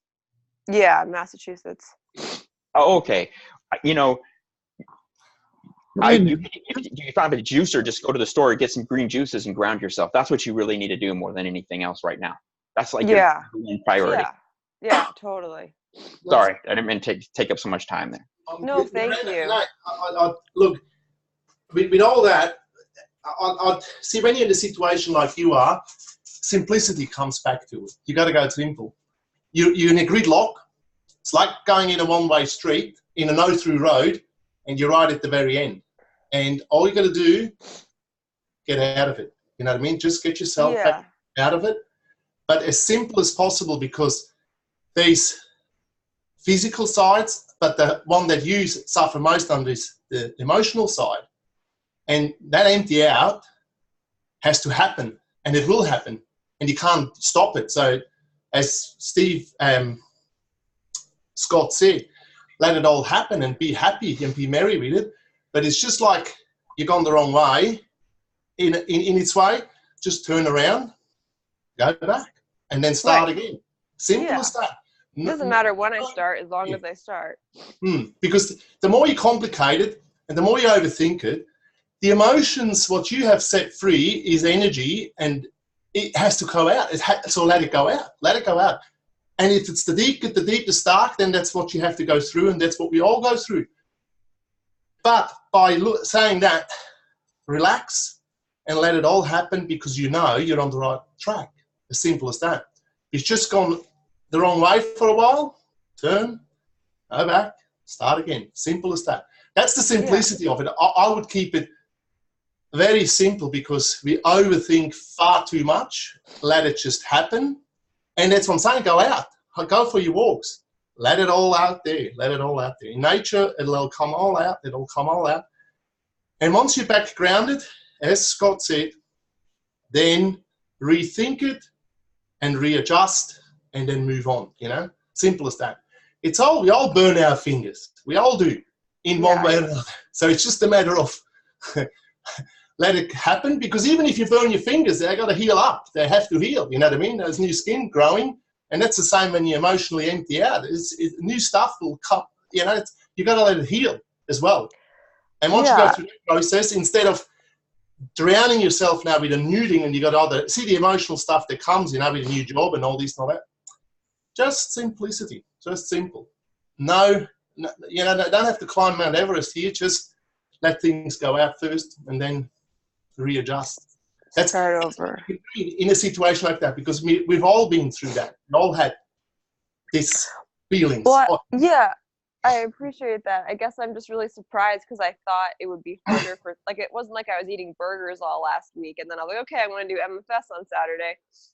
Like, I've been juicing, just having juice for a long time, and I didn't think it would be, I'm just really surprised because I thought I was so ready. So I But you guess see, that's where it's not, the energy that you release. Experience. And when they do the MFS, every one of them is amazed at what happens. It's phenomenal. It's almost like it doesn't even matter how much experience you had in the other stuff. When you do this, it's like, woof, it's unreal. You know, it is. But be patient. Even, but it was even the people that have been in here for years, I'm still transitioning on full MFS. You know, it's you know, it doesn't matter what the diet is when you're not doing it. It's always going to be a transition. You know, have you done it? Well, people talk about like doing the 40 days. I look at the 40 days like that's what it tends to take for you to let go of what your mind, like to get it so that you understand it. That's it. It's not about you know, that's when you really kind of get it when you go on a longer one, even if it's not, even 40 days. It changes you so much. You finally go, you know what? Holy shit. 95% of the stuff in my head is absolute bullshit. Right. Yeah. That's it. That's the only reason the 40 days is the, you know, you can tell on the page who has done 40 days and who hasn't just by the verbiage, just by the scientificness of it, you know, complication of it. You can hear the ego. I know what you mean. I know that What? You're going to be fine. You're doing the new job. So just yeah. Now and reset. You'll be fine. Yeah. Yeah, I think. Just a little bit background. You didn't really go into what your diet's been like your whole life. And what's your age? I'm 35. And your diet growing up has been what? Anything and everything? Vegan, vegetarian, raw? I was vegetarian when I was young, from like 13 to 23. I was really into being vegetarian. Then I had health problems. Dairy People products? were like, what? With dairy? Yeah, with dairy. And then I started eating meat because I felt like, you know, like just tired, and and everybody just told me you have to eat meat. So yeah, 10 years more of eating meat and all, you know, but I never actually ate gluten because that was giving me issues, and was always focused on lots of vegetables and produce, like cooked. But I went raw last year, a year ago. Basically your diet's been, average like most people, very, very obstructive diet, dairy and all that stuff. How about medications? Yeah. Have you taken any medications? Lots of antidepressants and anti-anxiety and like drugs for ADD, a ton. I have all that stuff in me. How long did you take them for? From like 15 to 27. That's a long time. Yeah. Yeah, you have to be very careful when you detox, because you're gonna have these issues come back. So you really have to do your best, be as cautious as possible, because you're probably gonna have even more detox than the average person, right? But isn't it a little surprising, since I've been doing the enemas. Sorry, I won't keep saying that it's I'm just like, if I had been eating burgers all week, then obviously it's a really hard first day. But I don't think I'm crazy to think, I've been doing these enemas. It doesn't come out in a few months. And the medications. The medications are something that is very difficult to move out. And a first sign of obstruction is when people say that the herbs taste horrific. Ask many people who've started like that, and then a few months go by and they say, you know what, I love the herbs now. Because they've opened up doorways that were not able to flow, and that's what I normally like herbs and tea when I'm not fasting. I love, especially when I got the kidney tea, I was like, I like all this stuff, and then I tried it, I'm like, whoa. So I know I'm obstructed because I haven't been doing this right. And Oh, the other thing I was going to say was because of dry fasting yesterday, maybe it pulled up a bunch of stuff, and that's what happened today. Yeah, well, Like it would have been better if I hadn't dry fasted yesterday and then started, I think. dry fasting is part of the protocol, but we have a systematic way of dealing with how it works. We go for the squeeze, we wash. We go for the squeeze, we wash. We go for the bigger squeeze, the end of the month, we wash. This is what the whole protocol is. And it's not, just physical. We're doing it. We're working on all the levels all the time because you can't separate them. And this is why all these emotions start coming up. And once you start stirring things up, and all kinds of other things happen. But, pharmaceutical drugs, especially psychiatrics, those are the biggest challenge drugs that I've seen that people have to detox out of their system, out of everything. It's still psychiatric drugs. They're real nasty because they change all the chemistry in the brain and everything else. And when people are on those things, I've seen from my experience that other entities are influencing them big time. Yeah. And they're telling you things like, they're serious and this and that, and they believe in it, but it's not even them talking from what I've experienced. It's pretty, they're pretty nasty things to be on. But, you can get all off of them, and that's the beauty. And we've seen that happen, and people completely turn their lives around. But it takes work, and it takes persistent consistency, and it's not going to happen in a few months or a few years. It's going to take a lifetime commitment, and it's a journey. And keep going. I'm totally okay with that. When did you stop taking them? When did you stop your hair? Probably like 8 years ago. I just hit so many walls with like abusing them and them they always made me feel worse. I was always really sensitive.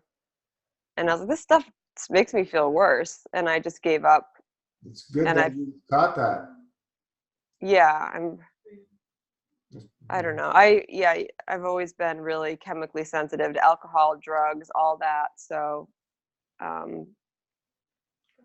I try to, but it's still in me. So what's the plan for now? The plan for now is to drink some other juices besides grape. I would break the fast. Oh, really? With fruit? Yeah, 90 days. Why do you need to do 90 days? We say I know. Honestly, I say maximum 40 days. If you're going to go back to eating, don't do more than 40. 40 is already too much. Go back to eating, your lifestyle, whatever you want. You decided 2 days a week of eating, or? Yeah, I guess so. Whatever. So start eating as soon as you can, whenever you plan it, when you're ready. Fasting 2 days a week. Fasting or eating 2 days a week? What is it that you are looking for? Oh, no, eating 2 days a week. Eat 2 days a week. Okay, so eating 2 days a week and fasting 5 days a week, right? So keep doing that. Do it for a year, and your body will already transform. And I don't have to worry about doing 40 days? You already did. Well, you need a break. I would say take a break for now. Just reset. Don't do 40 days. Don't worry about the 40 days. You already cleaned up a little bit. Now get into the lifestyle. The whole point of 40 days is to clean up a little bit. Well, Miranda, in all actuality, you already know that this is the real deal, right? That 40 allows most people to let go of that. Okay? But you already know that. So don't worry about doing your 40 days. Just do what you can. Yeah. Do a couple days here, do a couple days there. It's you got a lot of work to do. Sorry, but you do. We all do. Yeah. No, I think come on, relax. It's right. Listen, 5 days a week is too much for the average person. Reset and ground yourself, and then after you get settled in the new job, if you want to do it, and it's dangerous too. It's not just us when you were doing this too, because when you get into a new job and things like that, you don't realize how much it affects you. So do it in stages rather than, how Scotty blasted his coworkers one day. I almost, what I mean? Like, it's no joke. You react, even if you're the best person in the world. You turn into a mass murderer for like 3 seconds. Yeah. Don't worry about it. Just 5 days a week. You know what I mean? Yeah. And this is my livelihood. Like, I can't mess around with not being ready to go to work. Don't let yourself even get mad at yourself right now. Seriously. There's no Yeah, reason. I'm just really surprised because I didn't know this was an option to do like 2 days a week. It's in the But protocol. It's in the protocol. So that's level But- 5. That's already high. It starts from 1 to 7. 5 is Uh-huh. high. To do 5 days a week for a whole year of master fast is a lot. You're gonna detox. You're gonna detox. And in these 2 days, do your best eating clean, fruits and vegetables. And in the protocol, we do say when you eat within 3 hours, not the whole day. So you're still gonna be detoxing. You're doing intermittent fasting when you're eating. So you want follow the protocol. It's deep. Trust me. Just keep going with it. Do it for a year. Next year, you want to go 6 days a week? Go 6 days a week. Or even liquidarian? Go liquidarian. But start slowly. Build yourself up. Build yourself up. You can do this. You're doing amazing. Okay. Yeah, that sounds good. That sounds great. Yeah, I just want to make it sustainable, and that's what I really like about this. Yeah, I would say eat 5 days a week and start on 2 days a week fasting, 1 day dry, 1 day liquids. That's what I would suggest. But Wait, 1 day dry and 1 day eating? 1 day liquid. Liquid. So that's 2 days a week. The dry is part of master fast. 2 days master fast, which is 1 day dry, right? So Yeah. 2 days a week of fasting. But you choose. Yeah, it's okay. At the end of the day, you choose, you know your level. Call 1 day, and then the next day you just dry fast. After your nightly enema, after you just do the, you still do the bubbly in that case if you're just doing 2 days? If you're doing a 24-hour, you still do the bubbly, right? Anything 24 or more. Anything under that, no. So that 2 days of master fasting would be 1 day of the protocol. You wake up, you do your tea, you do your pudding, you do your enemas, you know what I'm saying? You do your juice, and then you close out the window with the tea again. And then the next day, and then you just dry fast for the next day, and that's your 2 days of fasting for the week. And then you eat, like if you want to eat plants and fruits and veggies, that's the best way to do it. And then you go from there. You extend it longer if you feel good, but you always, because even the people that have done 108 days, they're still trying to get that little thing right, the switch. It's that real, So don't even. Miranda, you choose, okay? It's your lifestyle, your life. You know how much you can go, So you choose. You have from level 1 to level 7. Honestly, for me, I say you want to go liquidarian, go liquidarian, but go know what you want to do, and be confident about it, and just go for it. You mean for other people, you say go liquidarian, not for me. I'm not ready. No. I'm saying whatever you want. I'm saying from level 1 to level 7. You choose. Level 7. She's talking about life. She's talking about lifelong right now, Miranda. About everybody. I don't know. I don't even know. Yeah, I don't think I can even make that decision really that well right now. But so you choose your lifestyle. We have 7 different levels. Level 1 is 1 day master fast per week. Level 2 is 2 days. 3 is 3 days. 4 days. 5 days. 6 days. 7 days. And that's liquidarian. 7 days is liquidarian. This is the highest level. Okay. You want to do 2 days a week? I was getting confused by what you were saying. I've never known that liquidarian is what we call full MFS. No, MFS is liquidarian. Master fast is master fast. I just always call it full MFS. The whole levels and because Gino came in when you had your protocol. So when Rana redid it all, I don't even know it as well as some of the new people in here. Because it's just talking about levels and stuff. I'm like, I don't even know. Full master fast is a liquidarian, right? Whatever. No, yeah, but it's true. Yes, liquidarian is a lifestyle. It is not just a 40 days master fast. I thought you picked your lifestyle after you do the 40 days. You're starting your lifestyle, and you start with a 40-day full on, and then you choose what level you want to go. You're still always on the lifestyle. So you're saying I should just go ahead and pick which lifestyle? Absolutely. Okay. You choose. We have suggestions, but at the end of the day, it's your choice. It's your life. And you know can what adjust, best but suits you.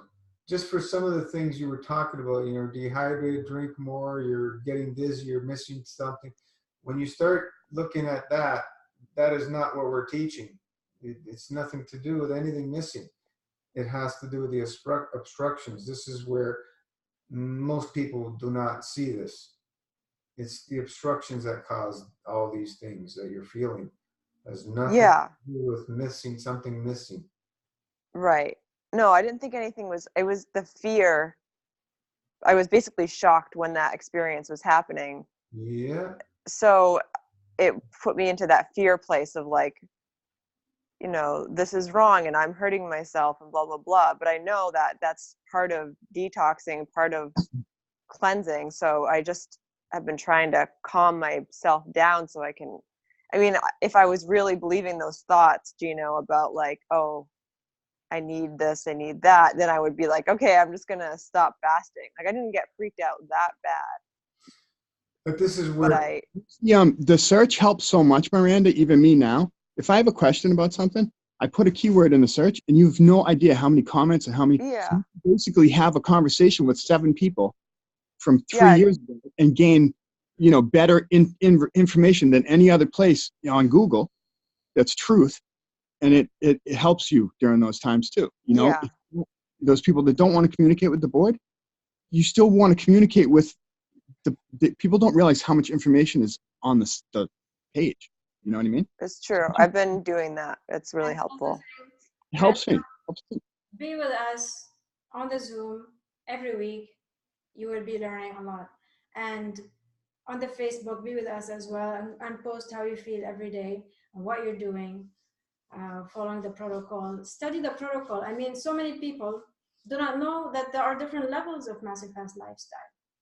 Please read the protocol, understand what is this, what are they talking about? We're talking about a lifestyle.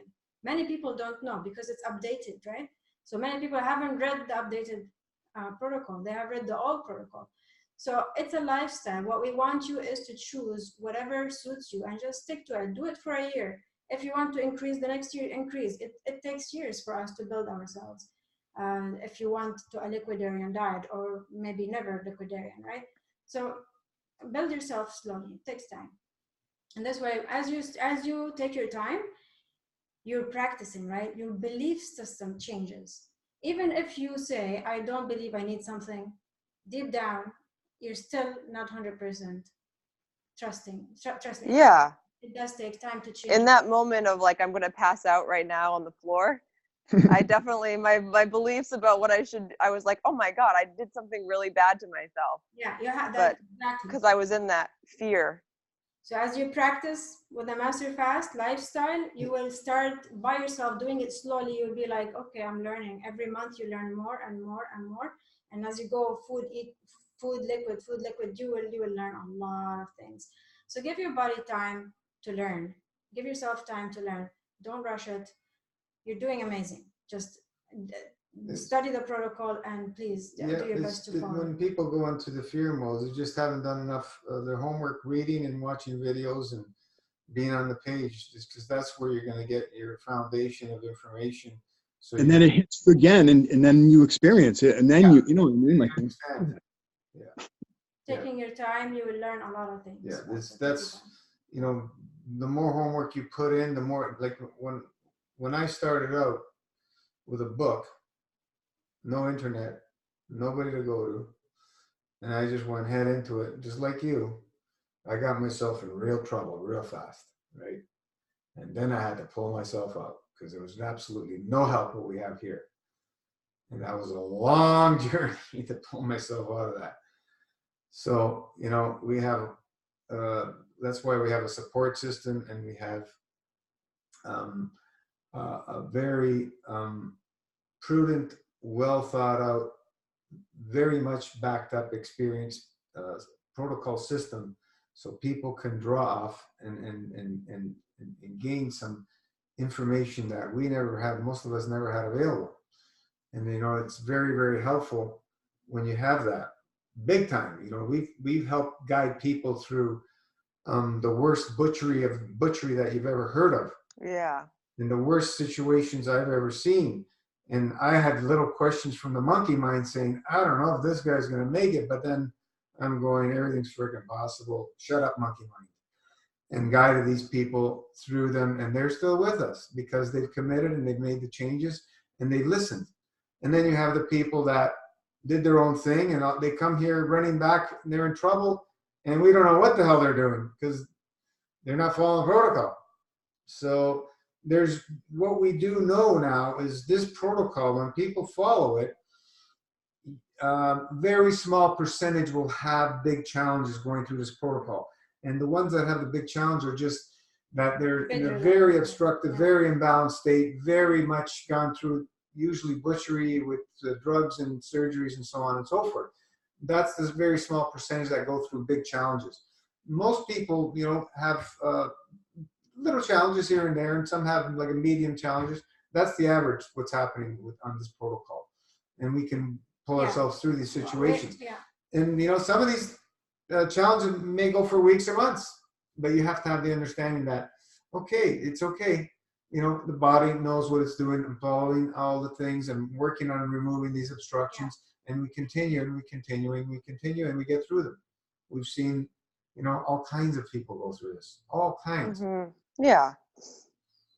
Oh, and that's what we're doing, right? We're doing things prudently because, you know, many people out there that I've met have gone through some serious, not fun situations with fasting, almost killed themselves, and I was one of them a few times. So we don't want to have to deal with any of that because we know better now. Behind the protocol. We know better. And also we have in the protocol the past 4 years, so keep reading the updates. You know, I mean, we don't update too much. If we update big stuff, you will know about it. But please read the protocol and study it as much as you can. And yes, we love you. We love you. Thank you. I know I love you guys too. I feel bad that I've come on such a wreck, but I mean, it means the world to me to have found this system, and my whole life has changed. So I have, you know, endless thanks to both of you for putting all the work you have, even though I'm so new. I really, really appreciate it. So thank you. Yeah. Oliver says, we love you, Miranda. Yeah, we love you. I was thinking we should all just do a hug right now. Would that be all right? Oh, thank you. Plasma hug. That's really, that's sweet. Miranda, if you go through the protocols, you'll see the different kind of symptoms you can experience during the long, dry fast times. One you got that won't freak you out anymore when these healing symptoms happen. Yeah, Judith. So yeah, you know, there's pretty much, and when you're in a fasting state, we call it, like when we're in a master fasting state, pretty much anything that comes up is a healing reaction.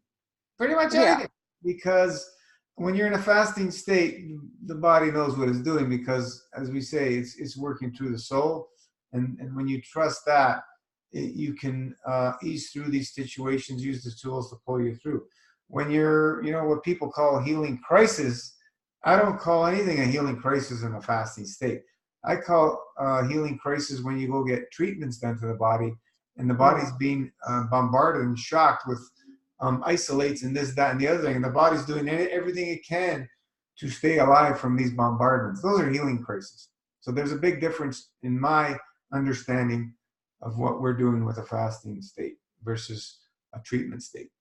And you know, we want to avoid treatments as much as we possibly can.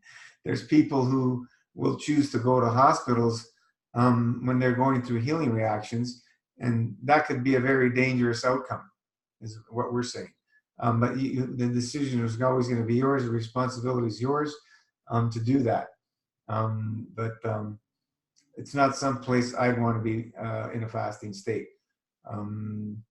We've had people gone through that and made it through, you know.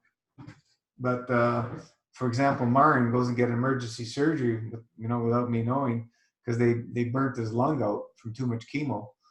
That's what the truth came out after. And then he did a 13 dry fast right after the surgery. As soon as he woke up, he said, "Don't do anything else to me." 13-day dry fast, no inflammation, no nothing.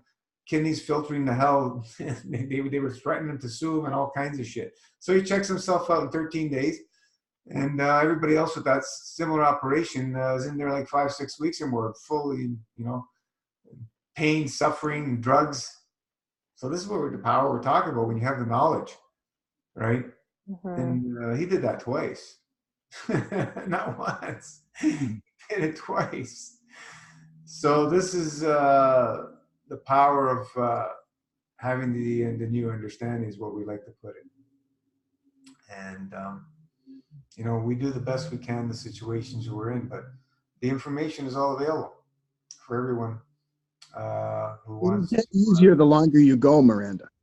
That's what happens. No matter how many days you do, even if it's not a long one, the more days of MFS that you put in, the less obstructions, both physically and emotionally, you're going to have, little by little. It's not going to be as deep, but you're still doing deeper than anybody else's detox out there.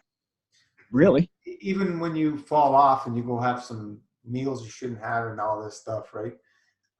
You're not going to obstruct yourself in a few meals where it took, decades to obstruct yourself. It's not. It's not going to feel good. It's going to feel like that.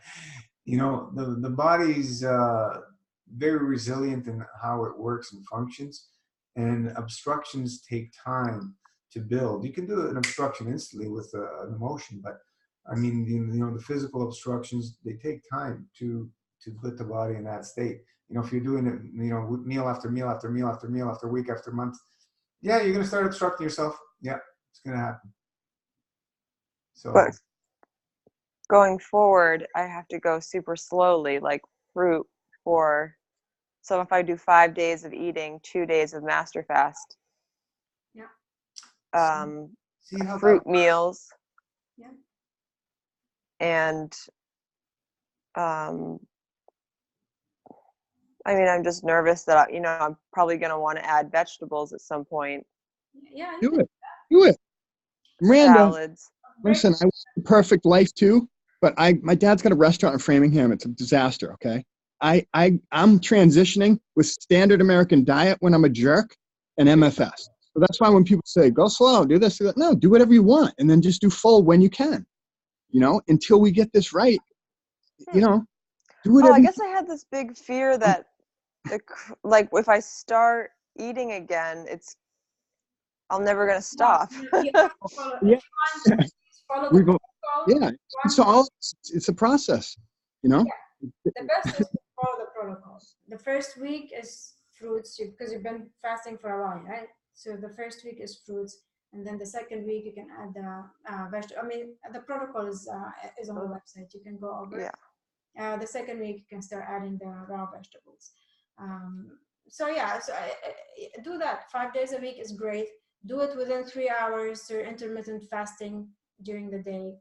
This is the best suggestion we can give you, but it's up to you. It's up to you even to follow the protocol or not, Right. And then what was Gino saying about the dry fast? So if I eat 5 days and I can choose maybe just as a meal at the end of the day, like maybe juice all day and then meal at the end of the day. Yeah. Something like that. And then 2 days of master fast. And then which day is dry fast? Whatever. I like to do 1 day liquid, 1 day dry. Okay, so that's the two. Yeah. I see. Saturday and Sunday or something. Okay. Yeah, that would be that would be so great, but then it's or go ahead. Who was going to speak?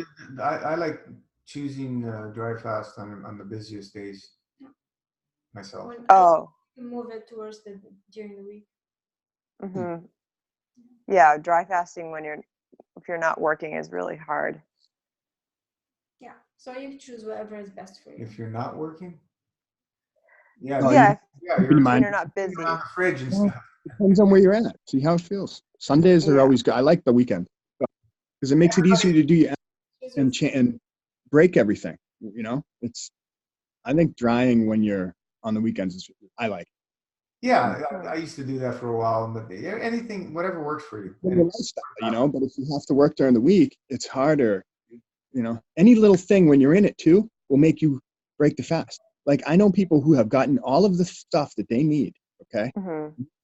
They're totally ready and they haven't done anything. And it was when it was time to do their first Kalima board, they messed it up and never started. And now it's like, and you know what I'm saying?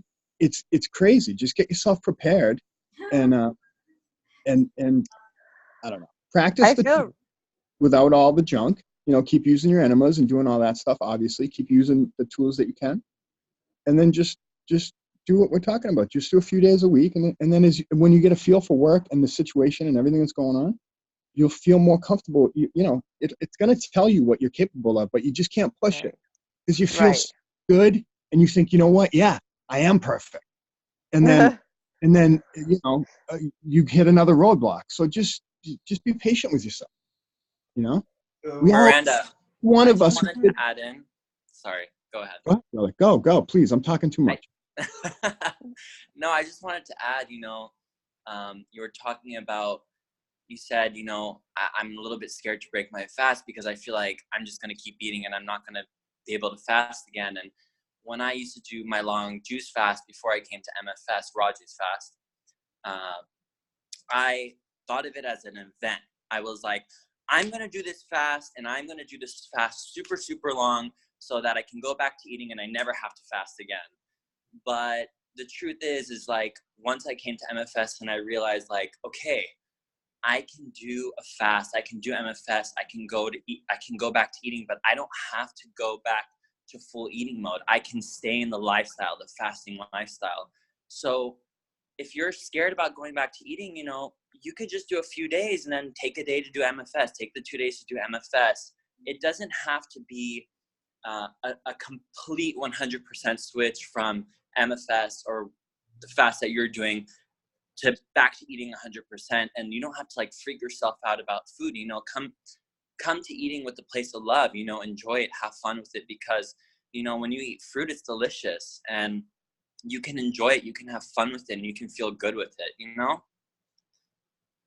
Yeah, as long as it's fruit, it's raw fruits and veggies, because I just don't want the cravings. I feel like I worked, that's my motive, that's been my like reason why I did this so long, is because I feel like I mean, even though I made that post about the food porn, I mean, that was from like an emotional, I had just like one bad day last week, but I, for the most part, have gotten through so much cravings.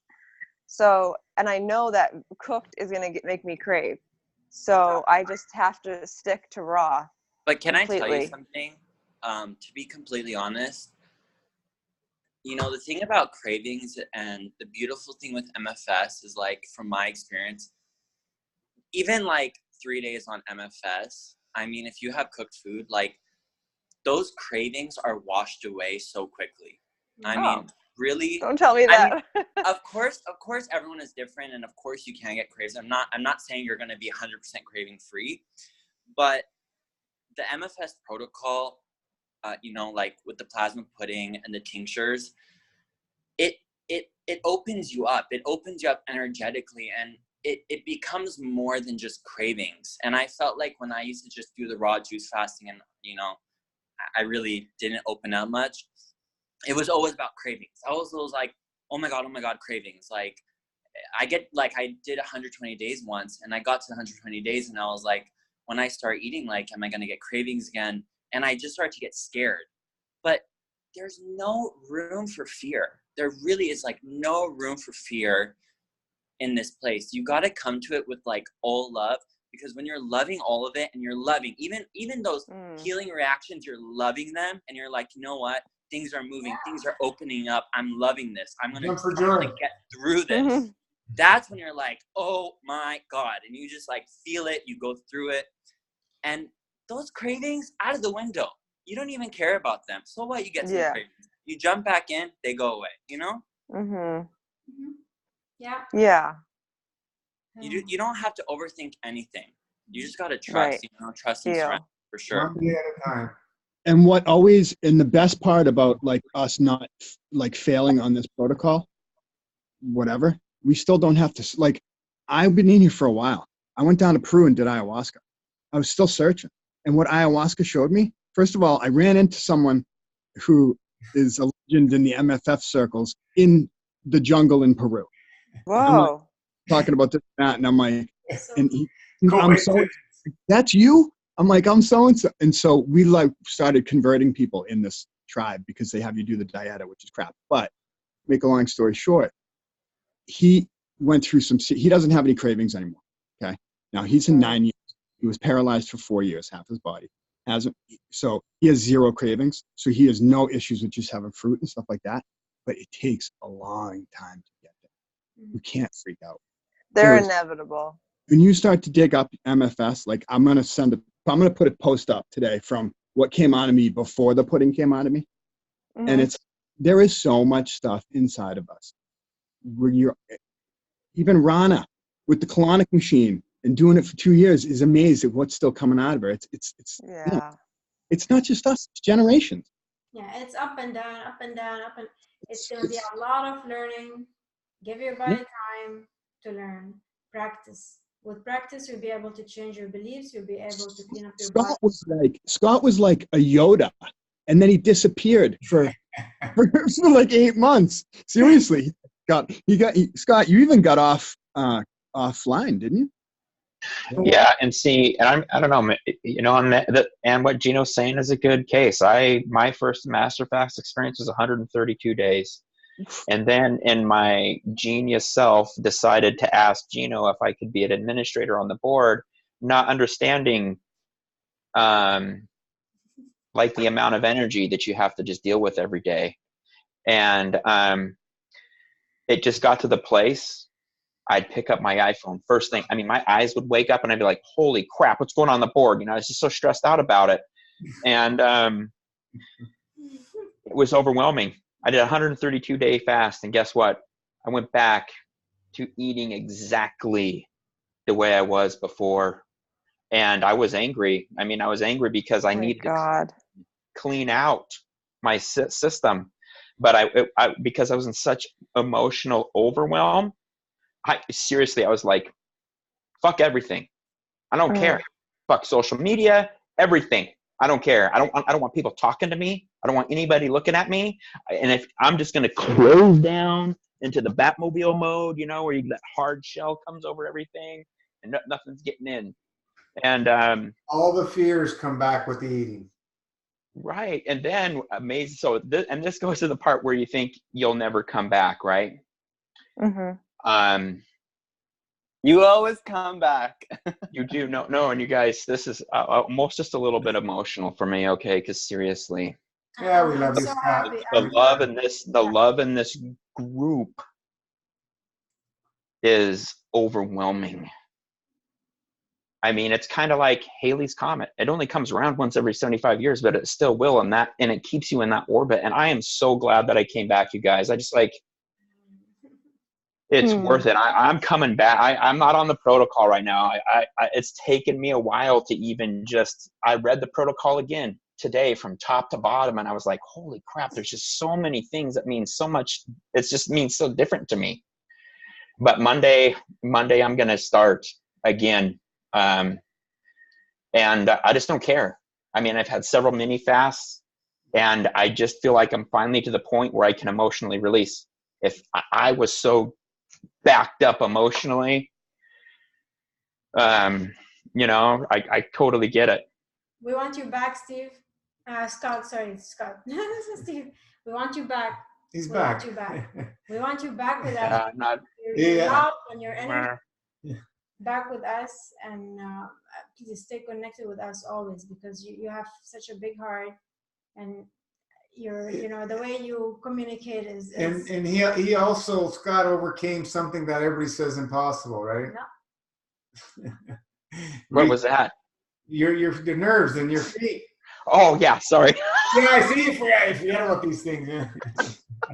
No, and you're right. You know what, Gino, and you know the nerve pain has come back a bit, but let me tell you, recently, okay, and I just sometimes I like describing these experiences, because if you have a part of your body that literally has gone numb, I don't know, and I mean sometimes you don't even realize it until it starts functioning again.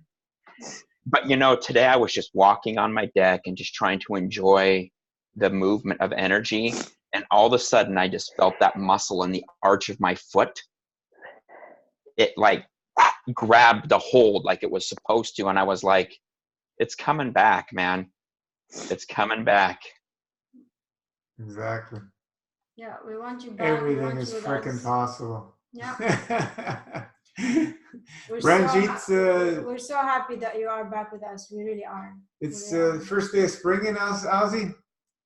Yeah, I know. I went down to the ocean for the new moon, the intention thing, because I put a post up, and it's just, the sun is just incredible. I had to share it with you all to feel that energy, because it's the energy fields. We focus on things that are unnecessary. I'm listening to everybody here. You know, it's a journey, and we get caught in the mind, and we get caught in things that, you know, focus on the beauty. It's just, you see it from different eyes. You know, you're always right from the beginning, you know, like, you know, your soul's just on autopilot. And when you surrender and trust in the soul, I don't know, it just all works out and it just speeds up. It speeds up. We can focus on whatever we want in this season change. We can focus on, it's our choice. As Rana said before, you know, it's your choice what level you have. It's your choice what you do. It's your choice what we focus on. You know, I know what I'm going to focus on. And I don't care what anyone says, thinks, or whatever outside in the external environment. I'm going to say I don't give a shit. All I give a shit about is being with the divine and helping us, loving on us, because it's a cruel world out there. It's literally a cruel world. So where else do you want to be? You know, we love you. go into these fields. You know, that's where you get fed. Yeah. Why do you think I haven't gone to Skin and Bone? I didn't even know why I was even doing. I was getting fed from the fields, you know. And John was asking about like that gut that I had when I was 80 kilos. Like, where the hell has it gone? I've still got some skin sagging there, but the actually it's being eaten up. I was looking at it the other day. You know, Gina, you say go have a look at the mirror every day. I do that, and you see these things change in front of your eyes, and you go, how come I'm getting muscle in my gut? My tummy was so hollow, like it still is a bit hollow. And there's other things too, you know, like there's just so much in your body when you fall in love with your body and you fall in love with your mind again. You know, don't struggle through it. You just got to go at your own pace, you know. Miranda, you beautiful soul sister, look, you're hungry. You know, we've spoken many times. You're hungry. You've got to stop being hard on yourself and start loving yourself. You're caught in the mind. Most of us are all caught in our minds. And somehow you've got to find a way to get out of your mind. And the way I did it was with Muji. Just as much as I practice on the homework with here in MFS, Gina and Ryan, I know how many hours I have done listening to other interviews, and you can tell the people that have done the homework. I did the same with Muji. I practiced to be in presence. I practiced to get out of the mind, and he was the easiest one for me out of all the people out there. Because you know what? The realm of MFS is to keep it simple. And we keep it simple. And whatever we do, get rid of all that other shit information and stick to one realm. Just stick to one area and just focus on that. You know, don't bring, like Scott said it before, if you start bringing in other things, I've seen it with other people, you start amalgamating your own theory or whatever, it doesn't work. It just doesn't work. You've got to stick to one thing. Oh, I don't know how I feel, Gino, but every day I wake up, it's just freaking amazing. And sometimes I feel it hard to even say that because I see people suffering, and I don't want to see you suffer. You can't be where you've got to be where you're at your pace. You know, I've had 49 years of experience. I had 3 or 4 years where I did letting go from A to Z. I did 3 or 4 years of shattering my identity before I even come to MFS. There's no way in the world you could be where I'm at. There's just no way. I started, Elatom taught me that. He goes, he started his breatharian process beforehand. I started probably this process 4 years beforehand where I shattered my identity.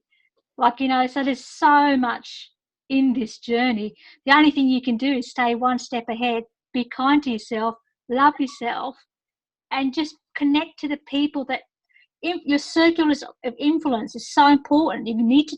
In my first 108, I deleted people out of my lives that weren't going to support this. I literally deleted them. And now, you know, I got ridiculed. You got all that stuff that goes on. Everybody goes through it.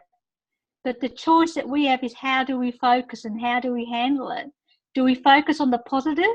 Okay, that's great. That person's out of my life. Now I've got some space to work on me. That's how I feel. If someone removes themselves, if someone says to me now, oh, you're crazy, you're a fool, you're an idiot, you know, all this stuff from the mind, you know what I think? Oh my God, I'm on the right path. Because I look at their life and I'm going, it's shit. I look at my life and I'm going, fuck, if I'm crazy, I'm going to get freaking crazier. I'm going to go crazy in the soul. No one's going to take me off this path, no matter what. I don't care anymore. All I care about is being with the divine. All I care about is you guys. I will love on this group. I will love on all of you. Okay? You will get there. You don't have to do it full time like me. I'm a crazy so-and-so, right? And I love it. I love it. And I love it. And I'm, you know, you're with me all the time. I don't ever look at this and I did this on my own. I look at the fact that every single one of you have also helped me more than I've helped you. You know what I mean? Like, you know, we all love you. Everyone's loved. All those stories you talk about here, and behind all those stories, behind all those events, behind everything it's just the face of God. It's all set up for you to go back to the divine. Everything's a set up for the biggest party of your life. And when you see that, it's fine. Purge, cry. Get it all out. Get rid of your mind. And tomorrow's a brand new day. When you wake up tomorrow, I'll tell you what, when I wake up today, when you wake up in the sunshine tomorrow, you just say, soles on the ground, take that energy up through your feet. I'm in gratitude. It's a brand new day, and it's the first day of MFS. It's the first day of MFS, no matter what you're doing. And we're all with you. You're never alone. Never, ever alone. You know, we're all with you. Just got to go on the path. Stop being hard on yourself and love on yourself. And I can I'll keep talking like this if you want me to.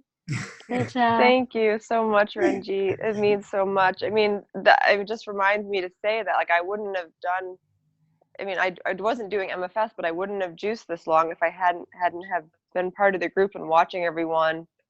So it really is true. I mean, not without even doing the actual system, I felt so supported, and it's something that I really want to go further with. So I have to find the way that my body can, not the way that my mind. It was just really humbling. Yeah. I had this whole 40 days, and let's forget about that. Let me tell you something. That's something's really good about your character. Okay, you're hungry. Okay. You're hungry for that field, right? And you actually are courageous and vulnerable because you type those questions in the Facebook page. Okay, you ask people questions. Not only, this is not about you. When you ask a question or being on here on Zoom, nothing to do with you. You know how many people you're helping just by asking what you've just done? So many. That you are inspiring so many. So don't worry about what's ever gone in the past. Like, a lot of people have given you some help and support and advice here. The question is, when you wake up tomorrow, what are you going to do? And that's on you. That's your choice, and that's everybody's choices, because nobody's going to pull you out of this. The only one that pulls you out is you. And don't do it through the mind. Do it through the soul, because the mind ain't going to do it for you, especially all the things that you've come through. Your mind's going to keep you, dragging you down. You've got to do it through the soul. It doesn't work. Trust me on that one. But you've helped so many people, which is just wonderful, that you are so creative, the right information at that time for the consciousness of this time. So whatever you're feeling, so is everybody else. Has to be. And that's what we need to hear, I think, anyway. But yeah, the skin thing, do you want to know more about the skin thing, John? I don't know if you're there or not. I do. Yeah. Yeah. Go ahead. Yeah. So I don't have a date. Okay. I got my date blew me off tonight. All right. So. I think it has a lot to do when you clean out the plasma vacuum tube, right? That's all cleaned out, is that when you go into dry fasting, you get to taste the nectar of God. Okay, so that feeds you. Okay, and I believe that's where the hydration or everything happens. I mean, I don't know the ins and outs of it, Gino, but there's something with that nectar of God inside your body that actually hydrates you. My skin is like, I think it's like when I was in my 30s now. Okay, because before MFS, I could see my skin draining and lots of things going on. Your elasticity in collagen, I suppose that's what they call it, increases. So that's why I'm thinking that's why some of these muscles or whatever are forming just on their own without me doing too much exercise. I just do the walking, push-ups and stretching. And when you live in the limitless realms, right? When you live in the limitless realms, it's not that I choose my physical frame the way I want it. I choose my physical frame in order to be of service to this humanity. So whatever that is, and I choose to say, I want to feel high energy. I want to be 20 again. I say these things, but I also feel it in the realm. So I go into the realm, and we dance around and everything happens up there. But I feed off that. That's my feeding place. That my creation place. I actually don't create or do art or anything in this physical thing. I do it all in the realm. So you can go feed off plants, you can go feed off nature, you can go feed off all these things. It doesn't matter where you are in the world or where you are in the universe, you feed off it and you bring that in. And that's when sometimes when I go meditating, I'll go off 4 or 5 hours, I don't know where I go. I'll go into space. I believe that's what's happening when I'm feeding. And that's where you've got to focus on the fields, I believe, which somehow starts to regenerate the body or does something, which I fully don't understand yet. But I think the cosmic realms, there's something in there that I know I'm going into that place in this season change. There's something there that you tap into that I've tapped into, but I don't know what it fully means yet. And how you get there is how you do every day.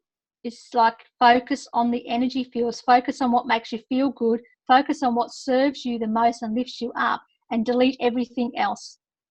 Just, if you might have to come back to it, you might have to come back to some things, but I just think delete, delete, delete. Anyone says anything, you delete. If it doesn't lift you, delete. If a person pulls down your energy, delete. Just delete, delete as much as you possibly can with whatever you can do. And it's a tough call, but sometimes, like, you said, you've got to change everything to A to Z, like if you want to go that far. But if you want to do part-time, you do part-time, it's completely up to you. But the skin, I don't know, it's just amazing. I look at it and I go, wow, I just, it's so soft, my feet and everything were all dry last year, and this year in spring, it's just like, what the hell's going on? I love it. I actually go, yeah, I agree with it. I accept it. This is a possibility in the realm. We can choose whatever we want, absolutely anything we want. And I don't care if it sounds crazy. It's the truth. In my realm, it's the truth. And that's all that matters, right? Absolutely. About, when you're emptying out that GI tract, the plasma vacuum tube, like we like to call it, it gets to a point where it's pretty clean and there's just field interaction, all the magic starts happening because you're tapping into cosmic fields, whatever you want to call it. We don't have to know exactly how it works, but we know we're tapping into fields because we're not taking any more matter. Dead juice, dead this, that, it's dead. MFS is basically a protocol where we're living off the fields. It's a training that where you can put yourself into removing complete all matter from being ingested, if that's where you want to go. But we're not talking about that. But what we're saying is when you're experiencing Master Fast, why it's so powerful is because you are experiencing what it feels like to live on fields. Once that GI tract gets to a certain level of cleansiness, and that's what starts happening. It becomes beyond the physical and becomes learning how to feed off something else. That's where I'm at right now. Yeah, and that's where you start seeing all this magic happen. What the hell? Things correcting themselves and so on and so forth. People that are paralyzed walking, people that are butchered to hell coming back to life and so on and so forth. We've seen it all. It's just it's okay. Well, now it's a mundane thing in Massive Fast. It's like, oh, another miracle. Okay, it's nobody pays attention to it like the first couple of years where everybody's freaking out. Now it's just another walk in the park because everything's freaking possible. It's normal now. We know that. Now we're going to have to break new barriers as we keep going, as the years go on. We're going to see more and more barriers broken, as we were talking about last call and so on and so forth. We don't know where it's going to go, but we know everything's freaking possible. And we're going to keep going in that road because we feel freaking amazing every freaking day we get up. And that's all that matters. One day at a time, get up, feel freaking amazing, and continue. We're going to fall off here and there, big freaking deal. But we're going to focus on feeling freaking amazing and continue on that path. Because out there, I don't see people feeling freaking amazing every day. They go home, they're in their medicine cabinet. That's how they feel freaking amazing. They do. They say they do, Gino. Yeah, or we'll have their meal or drinks or whatever that it's. Yeah, but and the truth comes out very quickly when you start digging into people, right? And the emotions start to flow. But anyway, this is what it's all about. The support system is key, and first and foremost, because fasting is the spiritual journey, which, there's a reason why all the religions have fasting in it, and spiritual gurus from the past, present are teaching about fasting. Skip meals. They're all into, less, giving the body a break, the digestive system a break, because that's where it's at. The animals do it instinctively when they're injured or sick. They don't drink, because if it broke his leg, it can't go drink. It's going to sit there until it heals or it dies. That's the beauty and the cruelty of nature, for the strong to carry on. So we're just tapping into that, and we're using that wonderful inherent design with prudence now, because we have a little bit of stuff that, we can knowledge that we can tap into, so we can do it prudently and safely and more effectively. Whereas, without this knowledge, more people will be getting themselves in more and more trouble. And, I was one of them. And that's why I get kind of emotional when I hear people, oh my God, man, that's not a place you want to be going. Because there wasn't the understanding when I was going through it at that time. The understanding came decades later of what went on back then on my first juice fast. So, embrace everything, and learn from your experiences, and be prudent with the wisdom that's been shared here by everyone, because that gives us the huge advantage over anything else out there, is the support in this group, and beautiful souls to share their time and energy to make everyone feel like they're not cuckoo out there. Because trying to do this out there on your own, it's a rough road. I've been there many years, and all the people I grew up with, friends and family and stuff, they still ain't doing it, right? I'm the only one get continued and still here. All right, we wrap it up. Where are we at?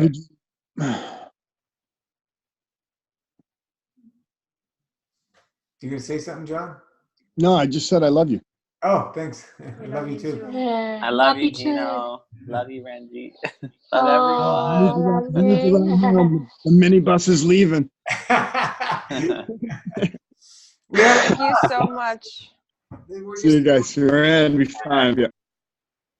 Thank Yeah. you so much, everyone. Miranda, we love you. Oh, Yeah. I love you guys You. too. Yes. I know I'm new, but I feel the love. I really do. So Pouring it on it means the world to me, guys, because I am doing this alone otherwise. We're here with you every step of the way. Yeah. Thank you so much. As the consciousness of all of us expands, and you will see more and more people coming to an understanding of fasting type lifestyle and so on. And it's happening out there.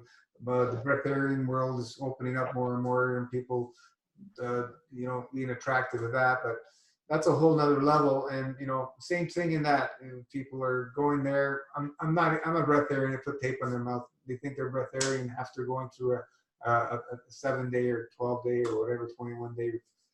Yeah, okay, sure. Seen anything happen that way without the grunge putting in the work. And you got to put that little bit of effort every day. Put that little bit of effort. Love yourself every single day. Do something for yourself every day, whatever that is. Whether it's doing your enemas, doing your energy work, doing your meditation, your yoga, walk in the park, go hug a tree. You got to put that little bit of time every day, and a little bit of time is really 1 to 2 hours a day on yourself is really nothing. When you're living this lifestyle, you're going to be able to knock off a few hours sleep in a few months, right? And you're going to have that time to put the time in for yourself very easily. Most people, right away, their sleep starts decreasing after a while. If you're in a really challenged condition, it'll take a little longer, but you'll get to that point. In the meantime, you know, let the body use the rest it needs. And if you're doing have work schedule, whatever, if you can take naps on your breaks and all that, that's all going to help. You know, let the body rest as much as it needs. But when you're in a awake state, move the body. Move. You gotta move the body, and especially when you're dry fasting, you gotta even put a little bit of energy force to moving the body. Don't stay in a still state when you're fasting. That's outdated dinosaur age mentality about fasting. And we broke through that barrier. How? By the experiences, trying it. What would happen if I move, going against everybody, what everybody's saying? Bang! And you feel way better because you're moving energy.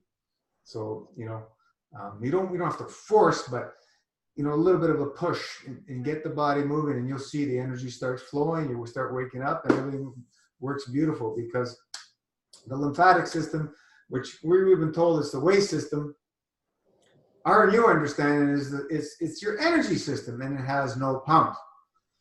And when you're in an obstructed state, it ain't moving. So where are you going to get your energy from? Movement.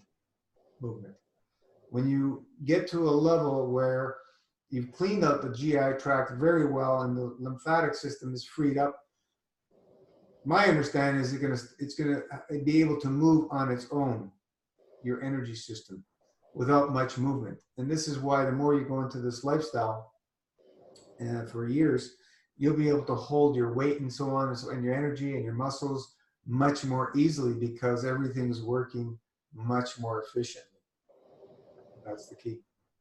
So we keep going, and we enjoy every moment. We must learn to, we choose to learn to love this lifestyle.